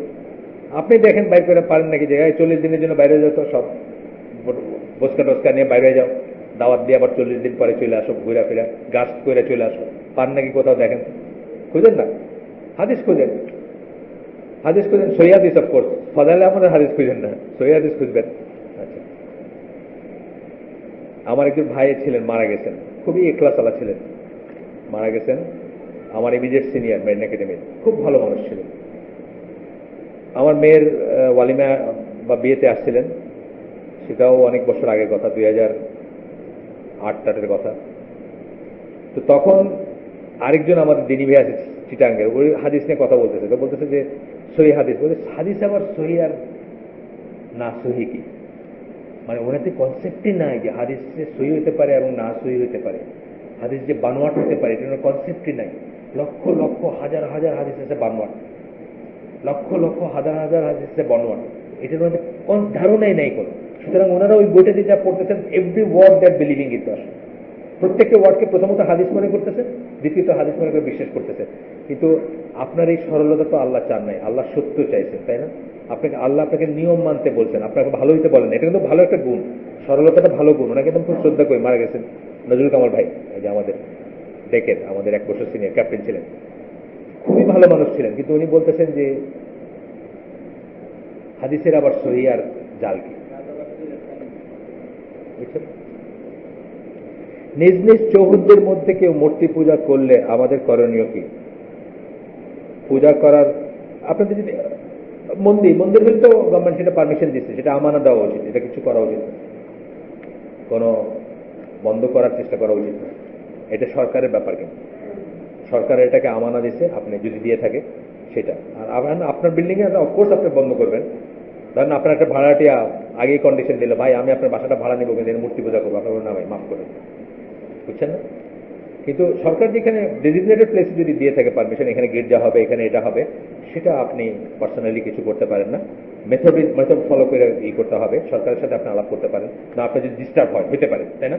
হুলুলুলুলু করে আপনার পাশের নামাজ ডিস্টার্ব হয়, আপনি সরকারের কাছে অ্যাপ্লাই করবেন যে মন্দিরটা সরাই আরেকখান নিয়ে যান, অথবা মসজিদটা সরাই আরেকখান, বা যেটা করেন একটা করেন। কিন্তু এটা আইন নিজের হাতে তুলে নেওয়া উচিত না। পূজা করার মূর্তি আর সৌন্দর্য বর্ধনের মূর্তি, নির্মিত মূর্তির মধ্যে যে বিতর্ক, তা দূর করার জন্য আমাদের কি করণীয়? আমাদের এই বুঝতে হবে যে শিরকের সূত্রপাতই হয়েছে শ্রদ্ধা করার মূর্তি দিয়া, পূজা করার মূর্তি দেওয়া হয়নি, কিছুই না। মানে এই লোকটার দিকে দেখলে আপনার মনে হবে যে এই লোকটা কত ভালো ছিল, এই ছিল, আর কিছু ছিল না। এই লোকটার দিকে তাকাইলে মনে হবে যে এই লোকটা কত ভালো ছিল। ধরেন কথার কথা কি মানে কি মহসিন, কি হাজি মহসিন দানবীর ছিল না, একটা ছবি লাগায় রাখলেন, দানবীর হাজি মহসিন, ওনার দিকে তাকাইলে মনে হবে যে দান করা উচিত। অ্যাপারেন্টলি খারাপ কিছু নাই, কিন্তু এইটাকেই নিষেধ করা হয়েছে ইসলামে। সুতরাং সৌন্দর্য বৃদ্ধি করা মূর্তিটাই আসল মূর্তি হয়ে যায় কখন। আপনি দেখেন যে একজন মানুষ তার ছেলে পড়ে গিয়ে দাঁত ভাঙলে কান্দে না, কিন্তু একটা শোপিস পড়ে গেছে কান্দা হয়ে যাচ্ছে। কারণ এই শোপিসটা আমি যখন প্রথমবার জীবনে আইফেল টাওয়ারে গেছিলাম, তখন ওইখানকার নিচে ক্রিস্টাল কাছে কিনে আনছিলাম, কেমনে পড়ে ভেঙে গেল। বাচ্চার দাঁত ভাঙলে কিন্তু বাচ্চার রোড একটা থাপ্পড় লাগে, শয়তানি করছিস, পড়ছিস কেন? কিন্তু আইফেল টাওয়ারের মূর্তি পড়ে গেছে, ওইটার জন্য কান্দে, আছে না?